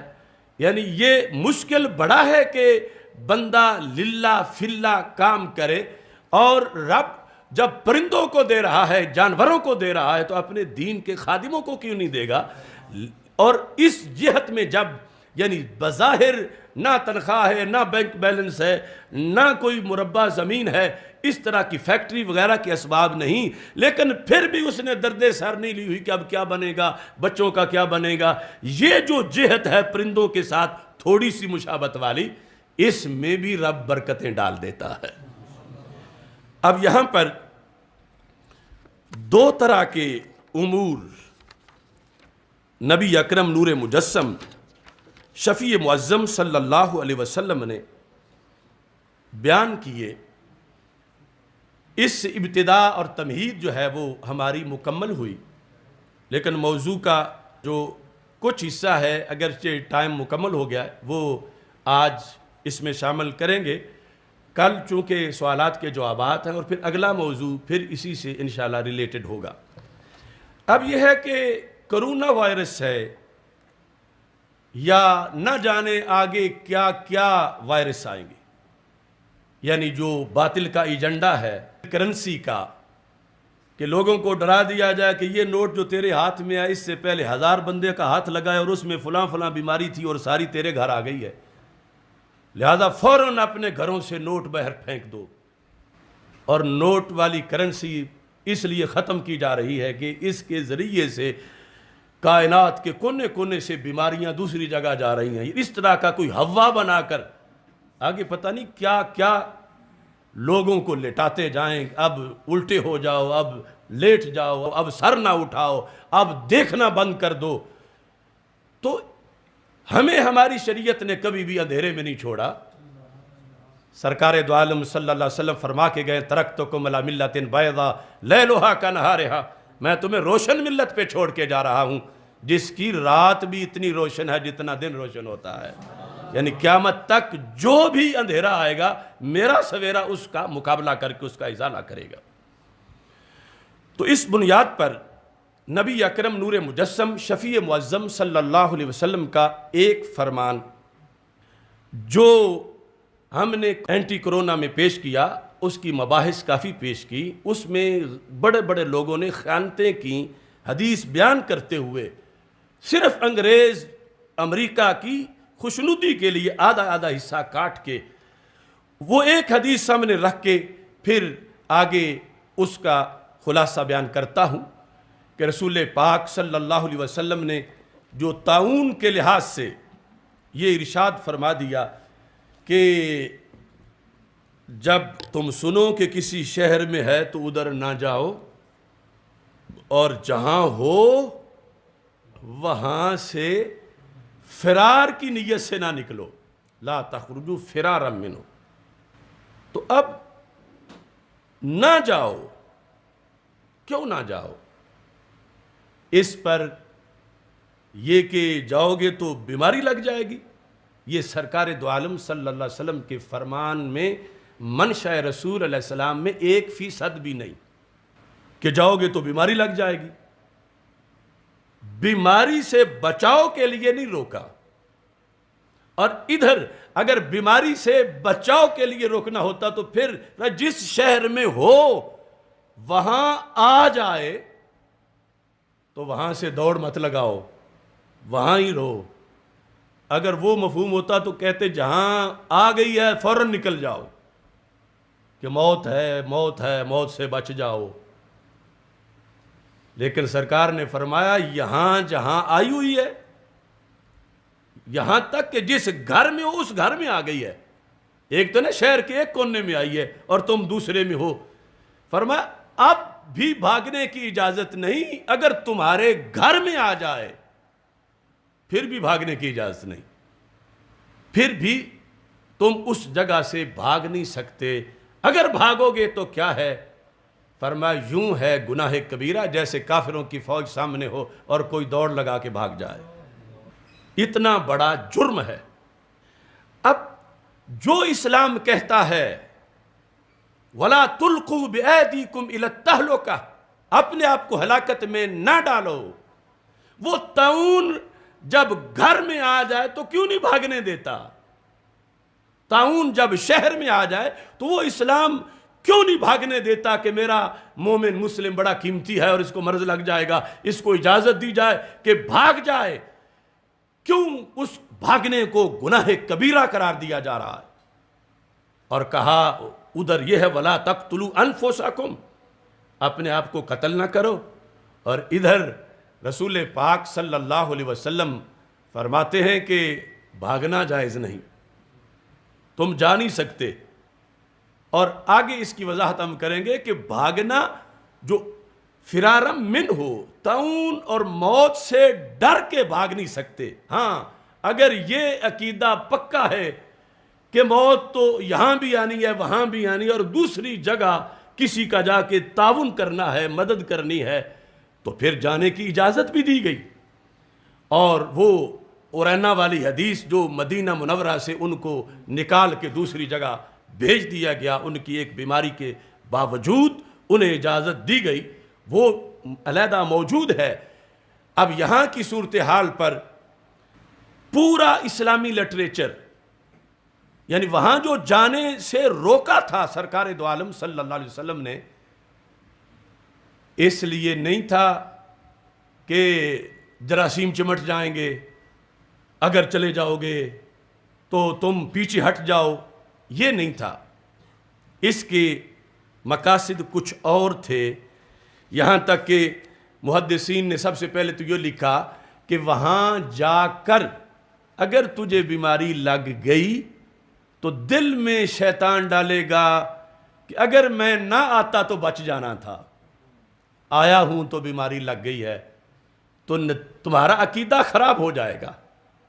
تو پھر اسلام سد ذرائع کے طور پر کہ جس گلی میں چلنے سے آگے کنویں میں گرنا ہے, اسلام نے کہا اس گلی میں ہی نہ جاؤ.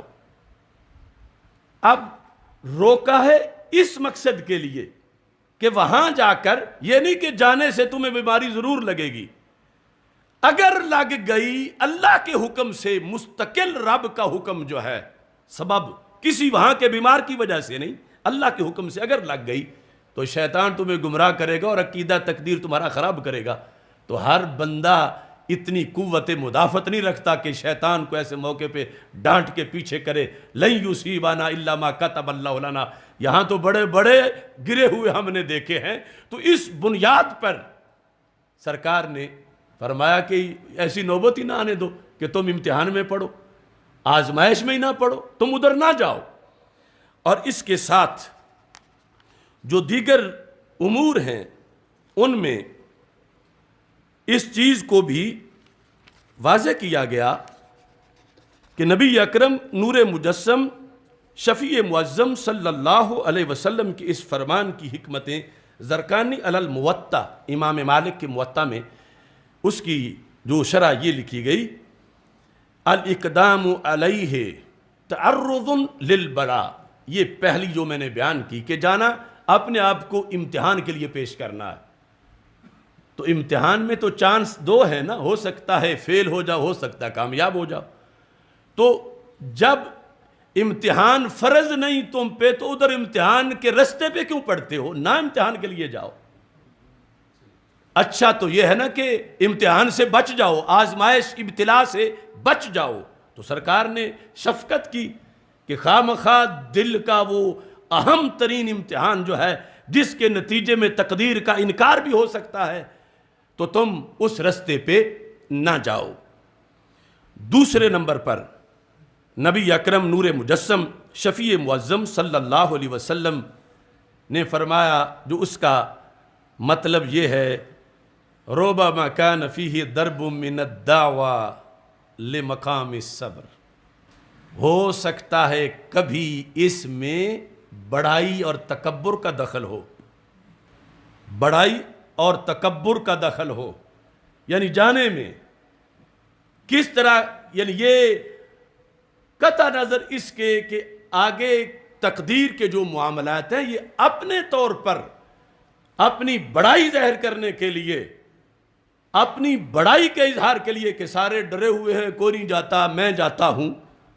تو شریعت نے کہا کہ جہاں پہلے ہے تم نہ جاؤ، چونکہ تمہارے جانے کی جہت میں ہو سکتا ہے اندر تکبر شامل ہو، اور شریعت ایسا موقع نہیں دینا چاہتی، لہذا سرکار نے اس بنیاد پہ روک دیا. تیسرے نمبر پر اس کے اندر نبی اکرم نور مجسم شفیع معظم صلی اللہ علیہ وسلم کے روکنے کی وجہ یہ ہو سکتی ہے کہ تم اپنے آپ کو متوکل شو کرنا چاہتے ہو، اور ہو سکتا ہے کہ وہاں جا کے پھسل جاؤ اور توکل تمہارا پارا پارا ہو جائے. تو یہ جہت تھی کہ جب واضح طور پر وہاں بیماری عملاً موجود ہے، تو ان تین وجوہات کی بنیاد پر سرکار نے غلاموں پہ شفقت کرتے ہوئے فرمایا کہ تم وہاں نہ جاؤ. اور اس میں اگلا مرحلہ جو ہے کہ جو اس سے آگے کا ہے کہ اگر کسی کا شک نکالنے کی ضرورت پڑ جائے تو پھر سرکار کی اپنی سنت بھی ہے اور صحابہ کی سنت بھی ہے، جو ہم نے اعلان کیا تھا کہ طواف کرائیں گے یا معانقہ کریں گے، کہ پکڑ کے رسول پاک صلی اللہ علیہ وسلم نے اپنے صحابی کا ہاتھ، جس کو مرض تھا جذام کا، تو نبی اکرم نور مجسم شفیع معظم صلی اللہ علیہ وسلم نے اس کا ہاتھ پکڑا، اور ہاتھ پکڑ کے ہمارے آقا صلی اللہ علیہ وسلم نے اسے اپنے ساتھ بٹھا کے، یہ جو آج مثلا کرونا کی بات تعاون سے ساری سمجھنی ہے نا، آج کرونا کو اچھوت بنا دیا گیا اور بنایا جا رہا ہے. اب رسول پاک صلی اللہ علیہ وسلم جن کی ہم امت ہیں، ابو داؤد، سنن ابی داؤد میں آپ کی یہ حدیث موجود ہے، ان رسول اللہ صلی اللہ علیہ وسلم اخذ بید رجل مجذوم، مجذوم کا ہاتھ پکڑا، جس کے لحاظ سے وہ 6 فٹ جو ہے وہ لوگوں نے داستانیں بنائی ہوئی ہیں اس حکمت کو سمجھانی جو سرکار فرما رہے ہیں. اگر اس لیے فرمایا تھا کہ مجذوم کو نہ دیکھو، اس لیے فرمایا تھا کہ فروا من المجذوم فرارا کا من الاسد، کہ یوں اس سے دور ہو جاؤ جیسے شیر سے دور ہو جاتا ہے، یا اس کی طرف لا تدیم النظر، اس کی طرف آنکھ اٹھا کے نہ دیکھو، یا اتنے فٹ وہ دور ہو.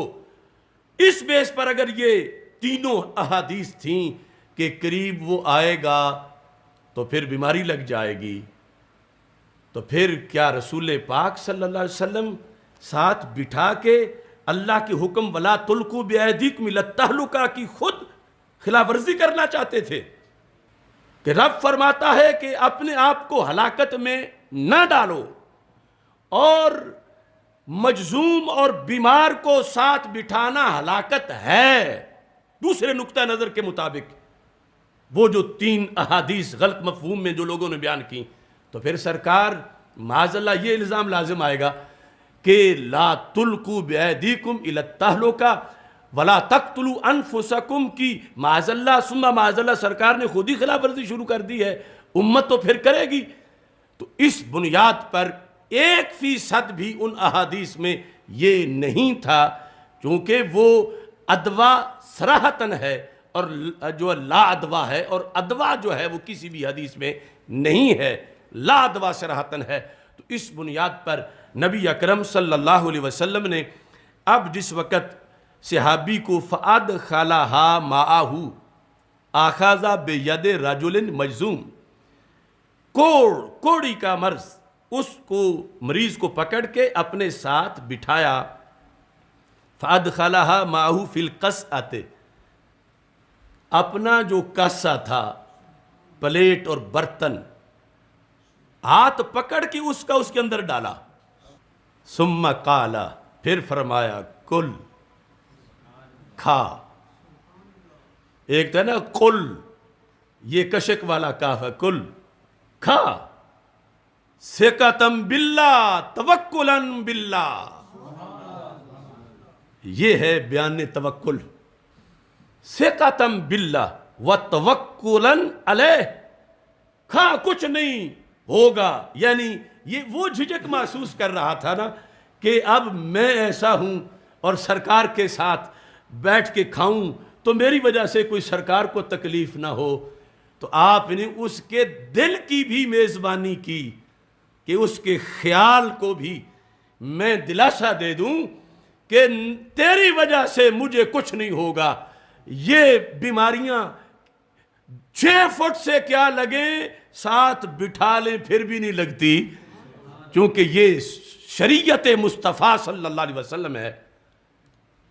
کل ثقتم باللہ، اللہ پر بھروسہ کرو، وتوکلاً علیہ، اس پر توکل کرو اور کھاؤ۔ تو اس بنیاد پر اب یہاں نبی اکرم صلی اللہ علیہ وسلم نے سب کا شک نکالنے کے لیے خود ایسا کیا۔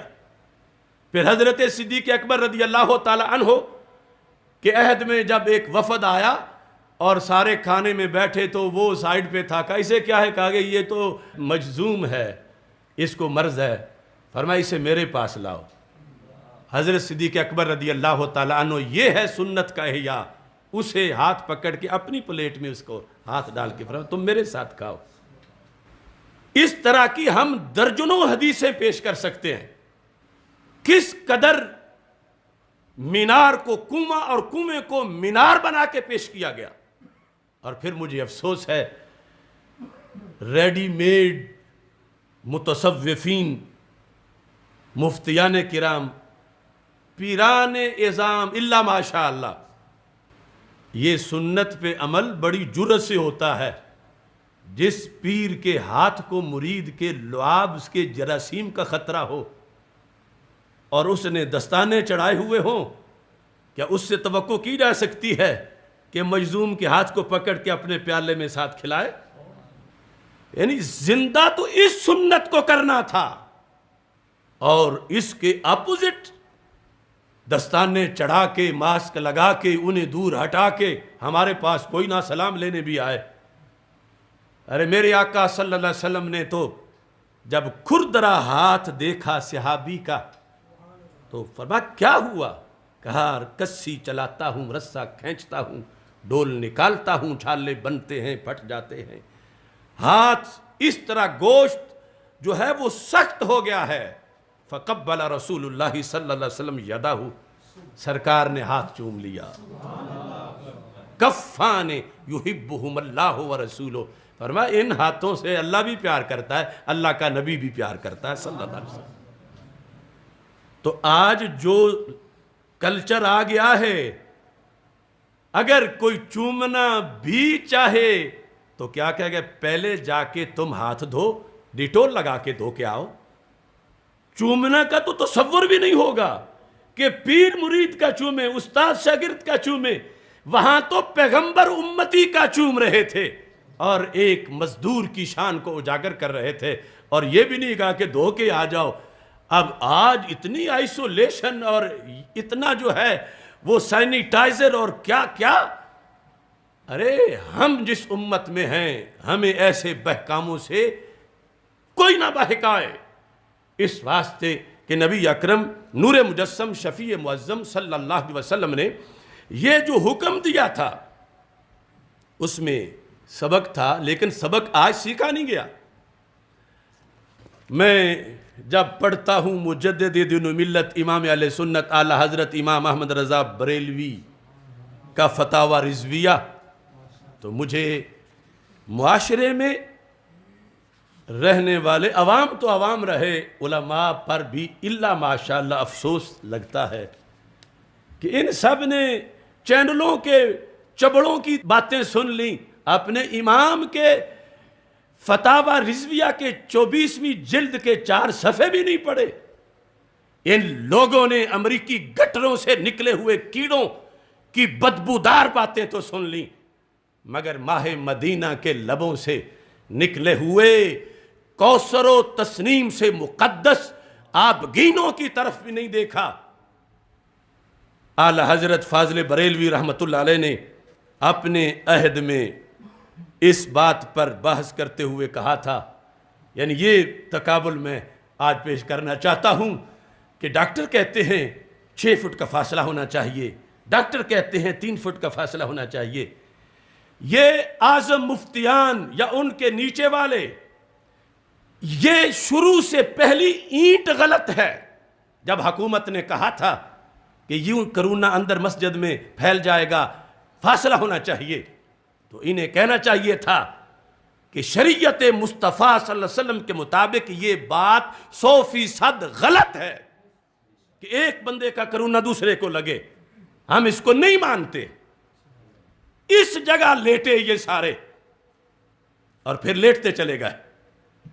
اب سنا ہے کچھ احتجاج کرنا چاہتے ہیں، احتجاج حکومت کے خلاف ضرور کریں کہ انہوں نے 2 قانون ایک ملک میں چلائے ہوئے ہیں، ایک پاکستان نہیں 2 پاکستان، روافظ کے لیے اور اہل سنت کے لیے۔ اور احتجاج وہاں ہمارا حق بنتا ہے، ہم کر رہے ہیں، اور ہم احساس دلائیں گے اس حکومت کو کہ اس نے دین کے ساتھ کیا کھلواڑ کیا ہے۔ مگر میں کچھ تنظیمات کو یہ بتانا چاہتا ہوں، حکومت کا جو احتجاج ہے اس کے ساتھ احتجاج کیوں نہیں کر رہے تم ان لوگوں کے خلاف جنہوں نے سرکار کے فرمان پر سے کچھ ڈال کے امریکہ کے نظریے کو فالو کیا؟ کیا ان کا جرم تھوڑا ہے؟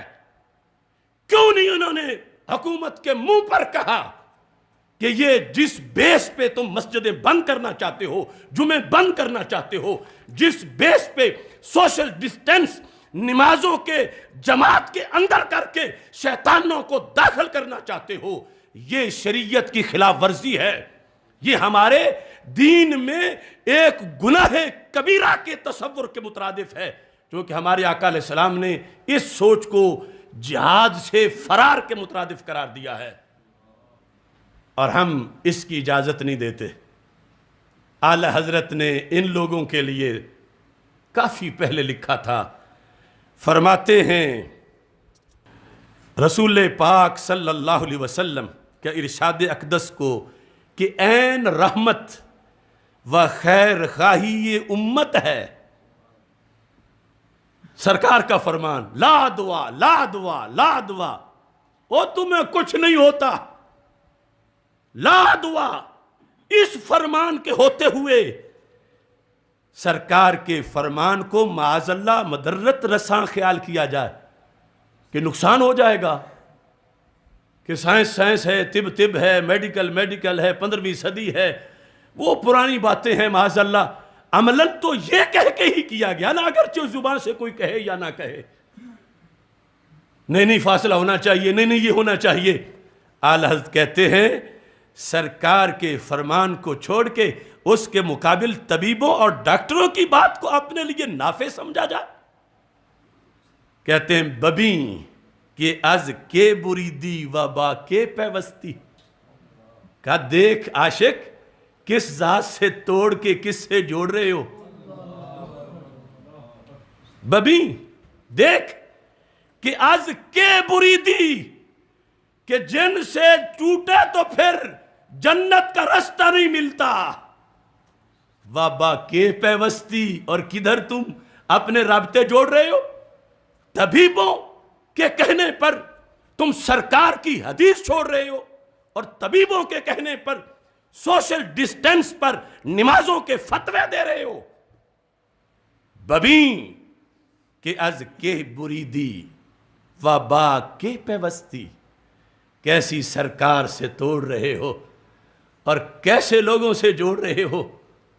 اس بنیاد پر نبی اکرم نور مجسم شفیع معظم صلی اللہ علیہ وسلم کی حدیث کے لحاظ سے حضرت شاہ عبدالحق محدث دہلوی رحمۃ اللہ علیہ آپ کا ایک قول پیش کر کے، جو اعلیٰ حضرت رحمۃ اللہ علیہ نے بھی پیش کیا ہے، اس موضوع کو سمیٹنا چاہتا ہوں. اور اس میں وہ جو ادھر نجر سے بولتا ہے توصیف، اس نے بھی چونکہ یہ دونوں آیات پیش کی ہیں میرے خلاف کہ یہ جلالی کو پتہ نہیں ہے، یہ ہمارے شیخ سدیس کے خلاف بول رہا ہے، ہمارے بڑے بڑے مفتیوں کے خلاف بول رہا ہے. تو میں کہنا چاہتا ہوں شیخ سدیس جیسے کروڑوں میرے محبوب کے فرمان پہ وارے جا سکتے ہیں. یہ نجد کے مفتی یہ پوری ملت اسلامیہ کے لیے ایک آر کا نشان بن گئے ہیں. خدا کی قسم ہم تو جانور کے بھی حرمین کی رونقوں کو بحال رکھتے، اور پوری دنیا کے سامنے آج مذاق ہے کہ یہ تو موت سے نہیں ڈرتے تھے، کرونا جو نظر ہی نہیں آ رہا اس سے ڈرتے پھر رہے. شریعت میں تب کوئی حکم لگتا ہے جب کوئی چیز نظر تو آئے، اور اب کوئی ٹیکنالوجی سے ایسی چیز پر فتوے لگانا شروع کر دے، یہ تو ویسے ہی فساد ہے. اب شریعت میں جس وقت کوئی بندہ مثال کے طور پر پیشاب کر رہا ہے اور ظاہر ہے کہ باریک باریک چھینٹیں، بہت باریک وہ اڑ رہی ہیں نا، اس کے کپڑوں پہ پڑ رہی ہیں، اگر کسی خوردبین سے دیکھیں تو نظر بھی آئیں. لیکن شریعت کہتی ہے خوردبینوں والا دین نہیں، عام اگر تمہیں کپڑے پہ نظر نہیں آئی تو یہ سمجھو کہ کپڑا پاک ہے. یہ نہیں کہ وہاں خوردبینیں لے کے بیٹھ جاؤ کہ جہاں ٹائلٹ میں خوردبین بھی ہو. یہ ہے بے بسی ان مفتیوں کی. یہ کس چیز پہ حکم لگانے نکلے ہیں؟ پہلے یہ خود تو کہیں دیکھ لیتے اس کو کیا حیثیت ہے. محض وہم پر شریعت میں تبدیلی. تو اس مقام پر حضرت شیخ عبدالحق محدث دہلوی 639 صفحہ ہے الشیعۃ اللمعات کا، الشیعہ شعاع کی جمع، اس کے اندر جلد نمبر 1 میں یہ حدیث پیش کر کے فَإِذَا سَمِعْتُمْ بِأَرْضٍ فَلَا تَقْدَمُوا عَلَيْهِ، جب تمہیں پتہ چلے کہ طاعون کسی جگہ ہے تو وہاں نہ جاؤ. وَإِذَا وَقَعَ بِأَرْضٍ وَأَنْتُمْ بِهَا فَلَا تَخْرُجُوا فِرَارًا مِنْهُ. یہ 4 لائنیں پوری اسلامی دنیا کا دھارا بدل سکتی تھیں اگر اس وقت یہ لوگ اس بات پر توجہ کرتے، یا کم از کم آپ بھی کر لیں. یعنی عام بندہ بھی کہہ رہا تھا دیکھو جی سامنے کنواں ہو تو گر رہے ہو تو بچنا ہی چاہیے نا، تو پھر اس لیے مسجدیں بند کر دو. شیر کھڑا ہو تو بچنا ہی چاہیے نا، اس لیے مسجدیں بند کر دو. حضرت شیخ عبدالحق محدث دہلوی نے اس حدیث کو پیش کر کے آپ نے فرمایا فرق ہے دونوں باتوں میں. سامنے کنویں کا ہونا، سامنے آگ کا ہونا، جس جگہ بیٹھے ہو اس مکان کو آگ لگ جائے معاذ اللہ، وہاں زلزلہ آ جائے، وہاں سے دور جانا یہ اور معاملہ ہے، اور کرونا سے ڈر کے مسجدیں بند کرنا یہ اور معاملہ ہے. آپ کے الفاظ سنو، ضابطہ درو ہمی است، کہ یہ دونوں حصے حدیث کے پیش کر کے کیا علم تھا ان لوگوں کا، لیکن ہم وہ ان کا لکھا ہوا بھی پڑھنے کے لائق نہیں یا آگے پہنچانے کے لائق نہیں. کہتے ہیں ضابطہ درو ہمی است، بہت جامع قانون کہتے ہیں. میں تمہیں بتا دیتا ہوں، اس پر سینکڑوں احادیث کا خلاصہ ہے. ضابطہ درو ہمی است کہ درآں جا کے ہست نباید رفت، کہ جہاں تعاون ہو وہاں نہیں جانا چاہیے، وضآں جا کے باشد نباید گریخت، اور جہاں ہے وہاں سے بھاگنا نہیں چاہیے، وہ اگرچہ گریختن در باز مواضع، اگرچہ بعض جگہوں پہ بھاگنا جائز ہے، بعض صورتوں میں تعاون سے نہیں، مطلقاً جان بچانے کے لیے، بعض جگہ اگرچہ جان بچانے کے لیے حالات پیدا ہو جائیں تو شریعت کہتی ہے پہلے جان بچاؤ، بھاگنا جائز ہے، مگر سرکار نے فرمایا تعاون سے نہیں بھاگنے دینا میں نے۔ تو تعاون میں بھاگنا ڈر کے موت سے، اس کو گناہ کبیرہ قرار دیا، اور دوسری جگہ بھاگنے کو دین قرار دیا۔ کس بھاگنے کو؟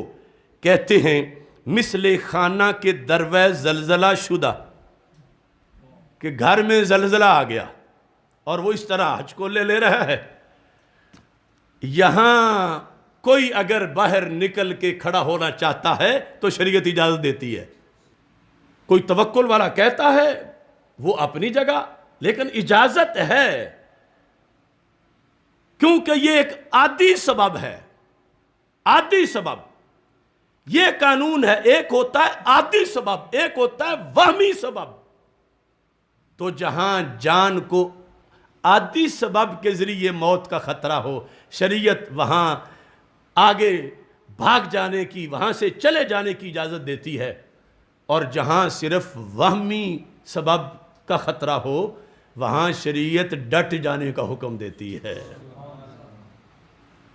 چونکہ پتا تھا اللہ کو ازل سے، اور اللہ کے رسول علیہ السلام کو، سرکار تاجدار ختم نبوت صلی اللہ علیہ وسلم ہے، سرکار کو پتا تھا 15ویں صدی میں کرونا نے بھی حملہ کرنا ہے مسلمانوں پر، اور کہیں میرے غلام اس وقت علاج ڈھونڈیں کہ کیا کرنا ہے تو ان کو اس وقت کوئی کمی نہ آئے۔ سرکار تو روشنی دے کے گئے ہیں۔ تو دو طرح کے اسباب ہیں، یعنی سامنے کنواں ہے، اب وہاں کوئی کہے میں نے گرنا ہی گرنا ہے، میرا توکل ہے، تو ہم کہیں گے یہ حرام ہے گرنا، چونکہ کنویں میں گرنے سے موت کا آنا یہ سبب عادی ہے۔ آگ لگی ہوئی ہو، کوئی کہے مجھے کچھ نہیں ہوتا، میں نے گرنا ہی گرنا ہے، تو ہم کہیں گے رکو اور روکو اس کو، چونکہ یہ آگ موت کا سبب عادی ہے۔ شیر کھڑا ہو اور یہ اس کے سامنے اس کے منہ میں ہاتھ دینا چاہتا ہے، ہم روکیں گے کہ یہ موت کا سبب عادی ہے۔ تلوار سامنے رکھ کے کوئی کہے میں نے ہاتھ مارنا ہے، ہم کہیں گے وَلَا تُلْقُوا بِأَيْدِيكُمْ إِلَى التَّهْلُكَةِ، یہ کٹ جانے اور نقصان کا سبب عادی ہے۔ مگر خدا کی قسم، ہزارہ دلائل کی روشنی میں کہہ رہا ہوں، یہ جس موضوع میں ہم ہیں کرونا، یہ موت کا ہرگز سبب عادی نہیں ہے۔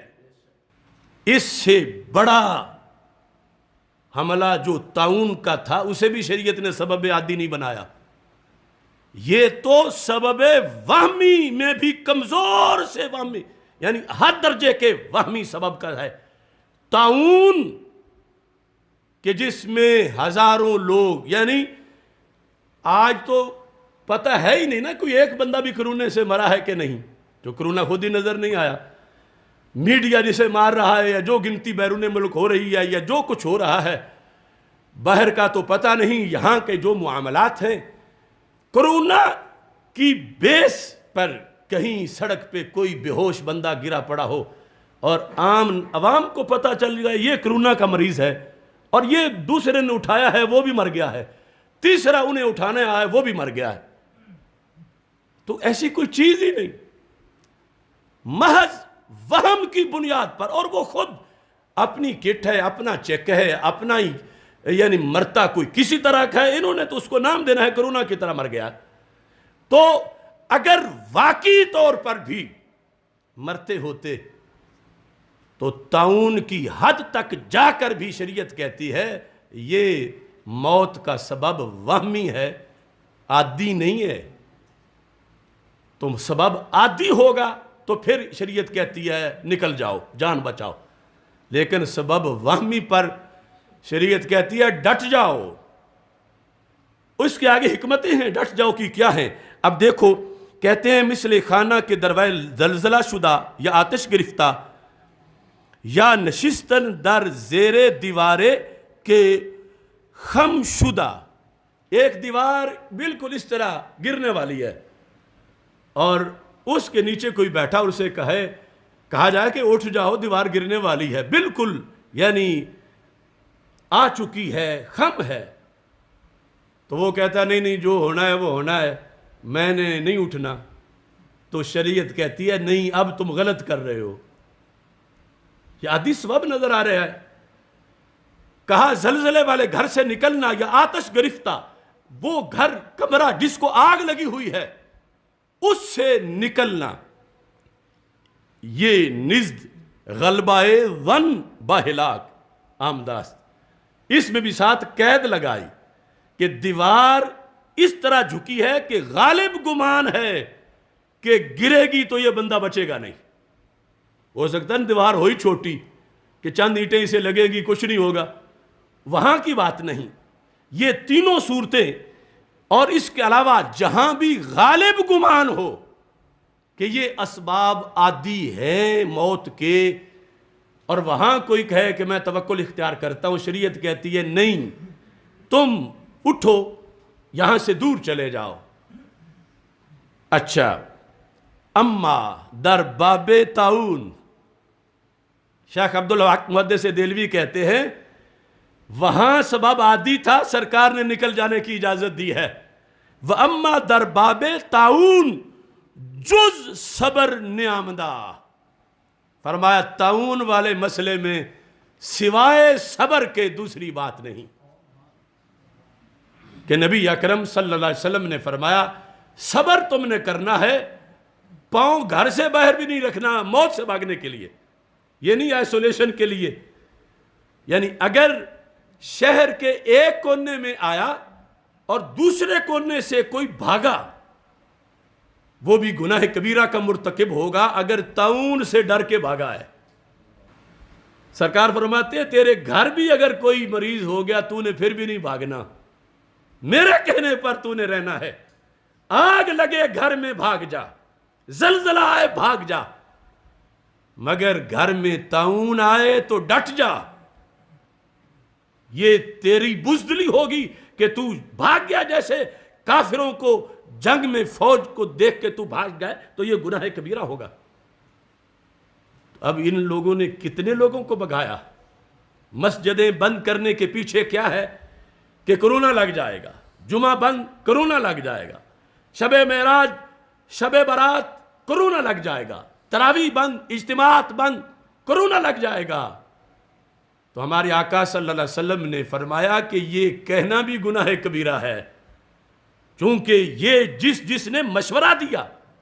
اعلی حضرت نے ان لوگوں کے خلاف بھی لکھا کہ اگر کوئی مفتی، کوئی عالم، کوئی ڈاکٹر لوگوں کو تعاون کے مرض سے ڈرا کے بھگاتا ہے، فرمایا اتنا ہی مجرم ہے جتنا بھاگنے والا مجرم ہے. کیونکہ سرکار دو عالم صلی اللہ علیہ وسلم کو علم غیب تھا کہ باطل بذریعہ بیماری بھی میری امت پہ حملہ کرے گا، کہ جو امت تلوار و تیر سے جھکتی نہیں اس کو بیماری سے ڈرا کے جھکا لو. تو میرے آقا صلی اللہ علیہ وسلم نے واضح کیا کہ ایسے کسی سبب کی بنیاد پر کوئی چھٹی نہیں ملے گی، محض وہم کی بنیاد پر. تو اس بنیاد پر حضرت شیخ کہتے ہیں واقعہ سے این برآں مواد فاسد است، کہ تعاون کو جلے ہوئے مکان پر قیاس کرنا غلط ہے، تعاون کو کنویں اور گڑھے پر جہاں غلبہ گمان ہے موت کا اس پر قیاس کرنا غلط ہے، تعاون کو اس دیوار پر قیاس کرنا کہ جو گرنے والی ہے اور غالب گمان ہے کہ نیچے والے کی موت آ جائے گی، تعاون کو اس پر قیاس کرنا غلط ہے. تو یہ تو تعاون کے بارے میں بھی نہیں کہا جا سکتا تھا، جو کہ نظر آ رہا ہے، اس کا پھوڑا نظر آ رہا ہے، بندے مر رہے ہیں، سب کچھ ہے، تاریخ میں وہ ثابت ہے پہلے، اور جس کا حیثیت جس کی مشکوک ہے اور اس معاشرے میں ہے ہی نہیں، چلو جس کو ہے اس کا ایک علیحدہ مسئلہ ہے، تو یہ ساری کروڑوں لوگوں کو صرف ایک وہم کی بنیاد پر فرائض سے، واجبات سے پیچھے ہٹا کے اور پاکستان کی معیشت کو تباہی کی طرف لے جانا، اور پھر محتاج بن کے غیروں سے قرضے کے لقمے لے کر اس قرضے پر اپنی غیرت بیچ کے لنگڑیوں کی طرح ان کے سامنے لیٹ جانا۔ سرکار اس لیے پہلے فرما گئے، اور یہ میں اس لیے پیش کر رہا ہوں کہ آگے بھی ایسے حملے ہوں گے، خدا بچائے نہ ہوں، لیکن ہمیں تو مسلح ہونا چاہیے اپنے علم سے، اپنے دین سے، کہ ہمارا دین کیا کہتا ہے، کہ ہم کس طرح کریں، کیا ہوگا۔ اب دیکھو کتنا افسوس ہے اس پورے طبقے پر، اور انہوں نے پوری کمپین چلائی ہے، ان مولویوں نے کمپین چلائی ہے کہ بند کر دو، بند کر دو، بند کر دو۔ پہلے ان کے پاس وزیر آئے ہیں، ان کے گھروں میں، ان کے مدارس میں، اور یہ بڑا فخر محسوس کر رہے تھے۔ اس وقت وہ انہیں اپنا مشن دینے آئے تھے، اور یہ کہہ رہے تھے ہم حکومت سے منوائیں گے۔ حکومت نے انہیں استعمال کیا، اور ادھر ہزاروں لوگ پیٹ رہے ہیں، تبرے بول رہے ہیں، ماتم کر رہے ہیں، وہاں کرونا اندھا ہے، اور ادھر عبادت کے اندر دخل دیا گیا، عبادتوں پر، اور پھر پولیس گردی کی مساجد پر۔ تو اس بنیاد پر یہ ایک حوالہ میں پیش کر رہا ہوں، اور ہم نے تو کسر اس وقت بھی نہیں چھوڑی تھی جب مدارس بند تھے، ہمارا کھلا تھا، اور ہم نے اینٹی کرونا سیمینار کیا تھا، اور مجھ پہ FIR کٹی تھی، اور کاٹی بھی انہوں نے تھی جو پولیس والے بیٹھ کے پہلے سنتے رہے تھے، کہ جب واپس تھانے پہنچے تھے تو انہوں اوپر سے حکم تھا کہ FIR ضرور کاٹنی ہے۔ اللہ کا فضل ہے، ہم نے کلمہ حق بلند کیا، لیکن آگے منہ بند کرنے کے لیے، ہماری آواز دبانے کے لیے اتنے ہرکارے ہیں امریکہ تک۔ اب وہ کس کس کے کان میں ہم جا کے بتائیں، کس کس کو بتائیں، کس کس تک پہنچائیں، لیکن اللہ کا فضل ہے ہم سرخرو ہیں، نہ ہم نے سوشل ڈسٹینس کا کلمہ پڑھا، نہ مساجد بند کی، نہ جمعہ بند کیا، اور اللہ کے فضل سے ہر مرحلے پر جو وقت کی ضرورت تھی، جو ہماری تحریک صراط مستقیم کا بالخصوص، اور تحریک لبیک یا رسول اللہ صلی اللہ علیہ وسلم کے مقاصد میں سے ایک مقصد یہ ہے کہ وقت پر دین کی دلیل کو اجاگر کیا جائے، اور حسینیت کی آواز دی جائے، اگرچہ یزید روپ بدل کے آتے رہے ہوں۔ تو اس بیس پہ یہ آج کا موضوع اب اختتام کو پہنچ رہا ہے۔ احتیاط اور توکل دونوں ضروری ہیں۔ اب کمرہ ہو، آگ لگی ہو، اب یہاں والا کوئی کہے میں نے نہیں اٹھنا، تو ہم کہیں گے یہ توکل نہیں، سبب عادی آ گیا ہے موت کا۔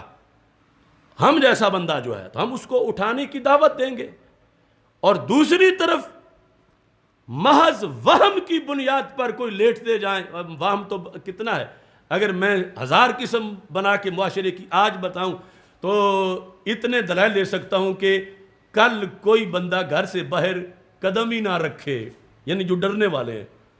اس قدر سوسائٹی کے اندر وہم کے طور پر، حقیقت تو نہیں ہوگی، وہم کہ وہ اتنی ایک بلا آ گئی ہے، فضا میں شامل ہے، جو بھی دھوپ کے اندر سیدھی سوا پڑے تو بندے کے چہرے پر سیاہ داغ بنتے ہیں، اور پورا چہرہ شام تک سیاہ ہو جاتا ہے۔ تو کتنے لوگ ہیں جو چہرے جات چھپا لیں گے، جو گھر سے نہیں نکلیں گے، پھر یہ ہوگا کہ وہ فلانے چوک میں تو اتنے ہو گئے ہیں، اور اگر میڈیا ساتھ خبر بھی چلا دے تو کون باہر نکلے گا؟ یا ویسے حقیقی طور پر وہم ہو، مثلا یہ ہے کہ دہشت گردی پھر شروع ہو گئی ہے، مساجد میں پتہ چل گیا ہے، وہ خاص جنہیں پتہ چل جاتا ہے اور دھماکے ہو جاتے ہیں، وہ کہہ رہے ہیں کہ اتنے خود کش بمبار لاہور میں داخل ہو گئے ہیں۔ تو لہٰذا 27ویں شب پہ انہوں نے دھماکے کرنے ہیں، تو اب کوئی بھی مسجد میں نہ جائے، یعنی کرونا والا ماحول نہ ہو، ایسا کہا جائے۔ اب وہم تو پھر بھی ہے، تو ہم نے تو وہ سارا زمانہ دھماکوں والا، دھماکوں کے اندر سے گزر کے گزارا ہے، یعنی وہم موت کا تو اس وقت اس کرونا سے تو مضبوط وہم تھا، بلکہ عملاً ڈاکٹر سرفراز نعیمی ہو یا کتنے لوگ شہید ہوئے۔ تو اب صرف وہم کی بنیاد پر اگر قوم کو لٹایا جائے کہ وہم آ گیا ہے کہ یہ جو بجلی ہے یہ ہلکی ہو گئی ہے، اب اس نے یہ کرنا ہے کہ جہاں بجلی کو لگے ہوئے 10 سال ہو گئے ہیں وہاں اس نے پھٹ جانا ہے، لہٰذا لوگوں کم از کم مسجدوں میں نہ جاؤ جو مسجد 10 سال پہلے کی بنی ہوئی ہے۔ اب وہم تو ہے، وہم تو ہے شارٹ سرکٹ کا، وہم تو ہے کہ کہیں بجلی کی وجہ سے آگ لگ جائے، کتنی جگہ لگی ہوئی ہے، یہ کرونا کے وہم سے تو بڑا وہم ہے۔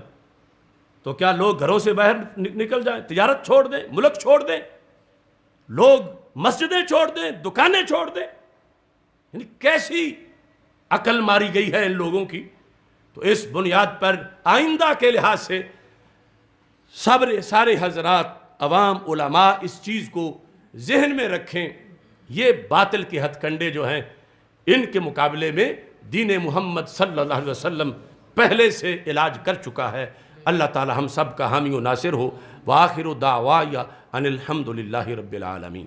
الحمد للہ رب العالمین والعاقبۃ للمتقین والصلاۃ والسلام علی رسولہ الکریم۔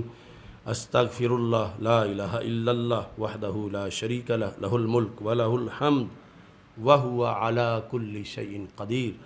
اللہم ارنا الحق حقا وارزقنا اتباعہ وارنا الباطل باطلا وارزقنا اجتنابہ۔ عذیب الباس رب الناس اشف وانت الشافی شفاء لا یغادر سقما۔ وصلی اللہ تعالی علی حبیبہ خیر خلقہ سیدنا مولانا محمد۔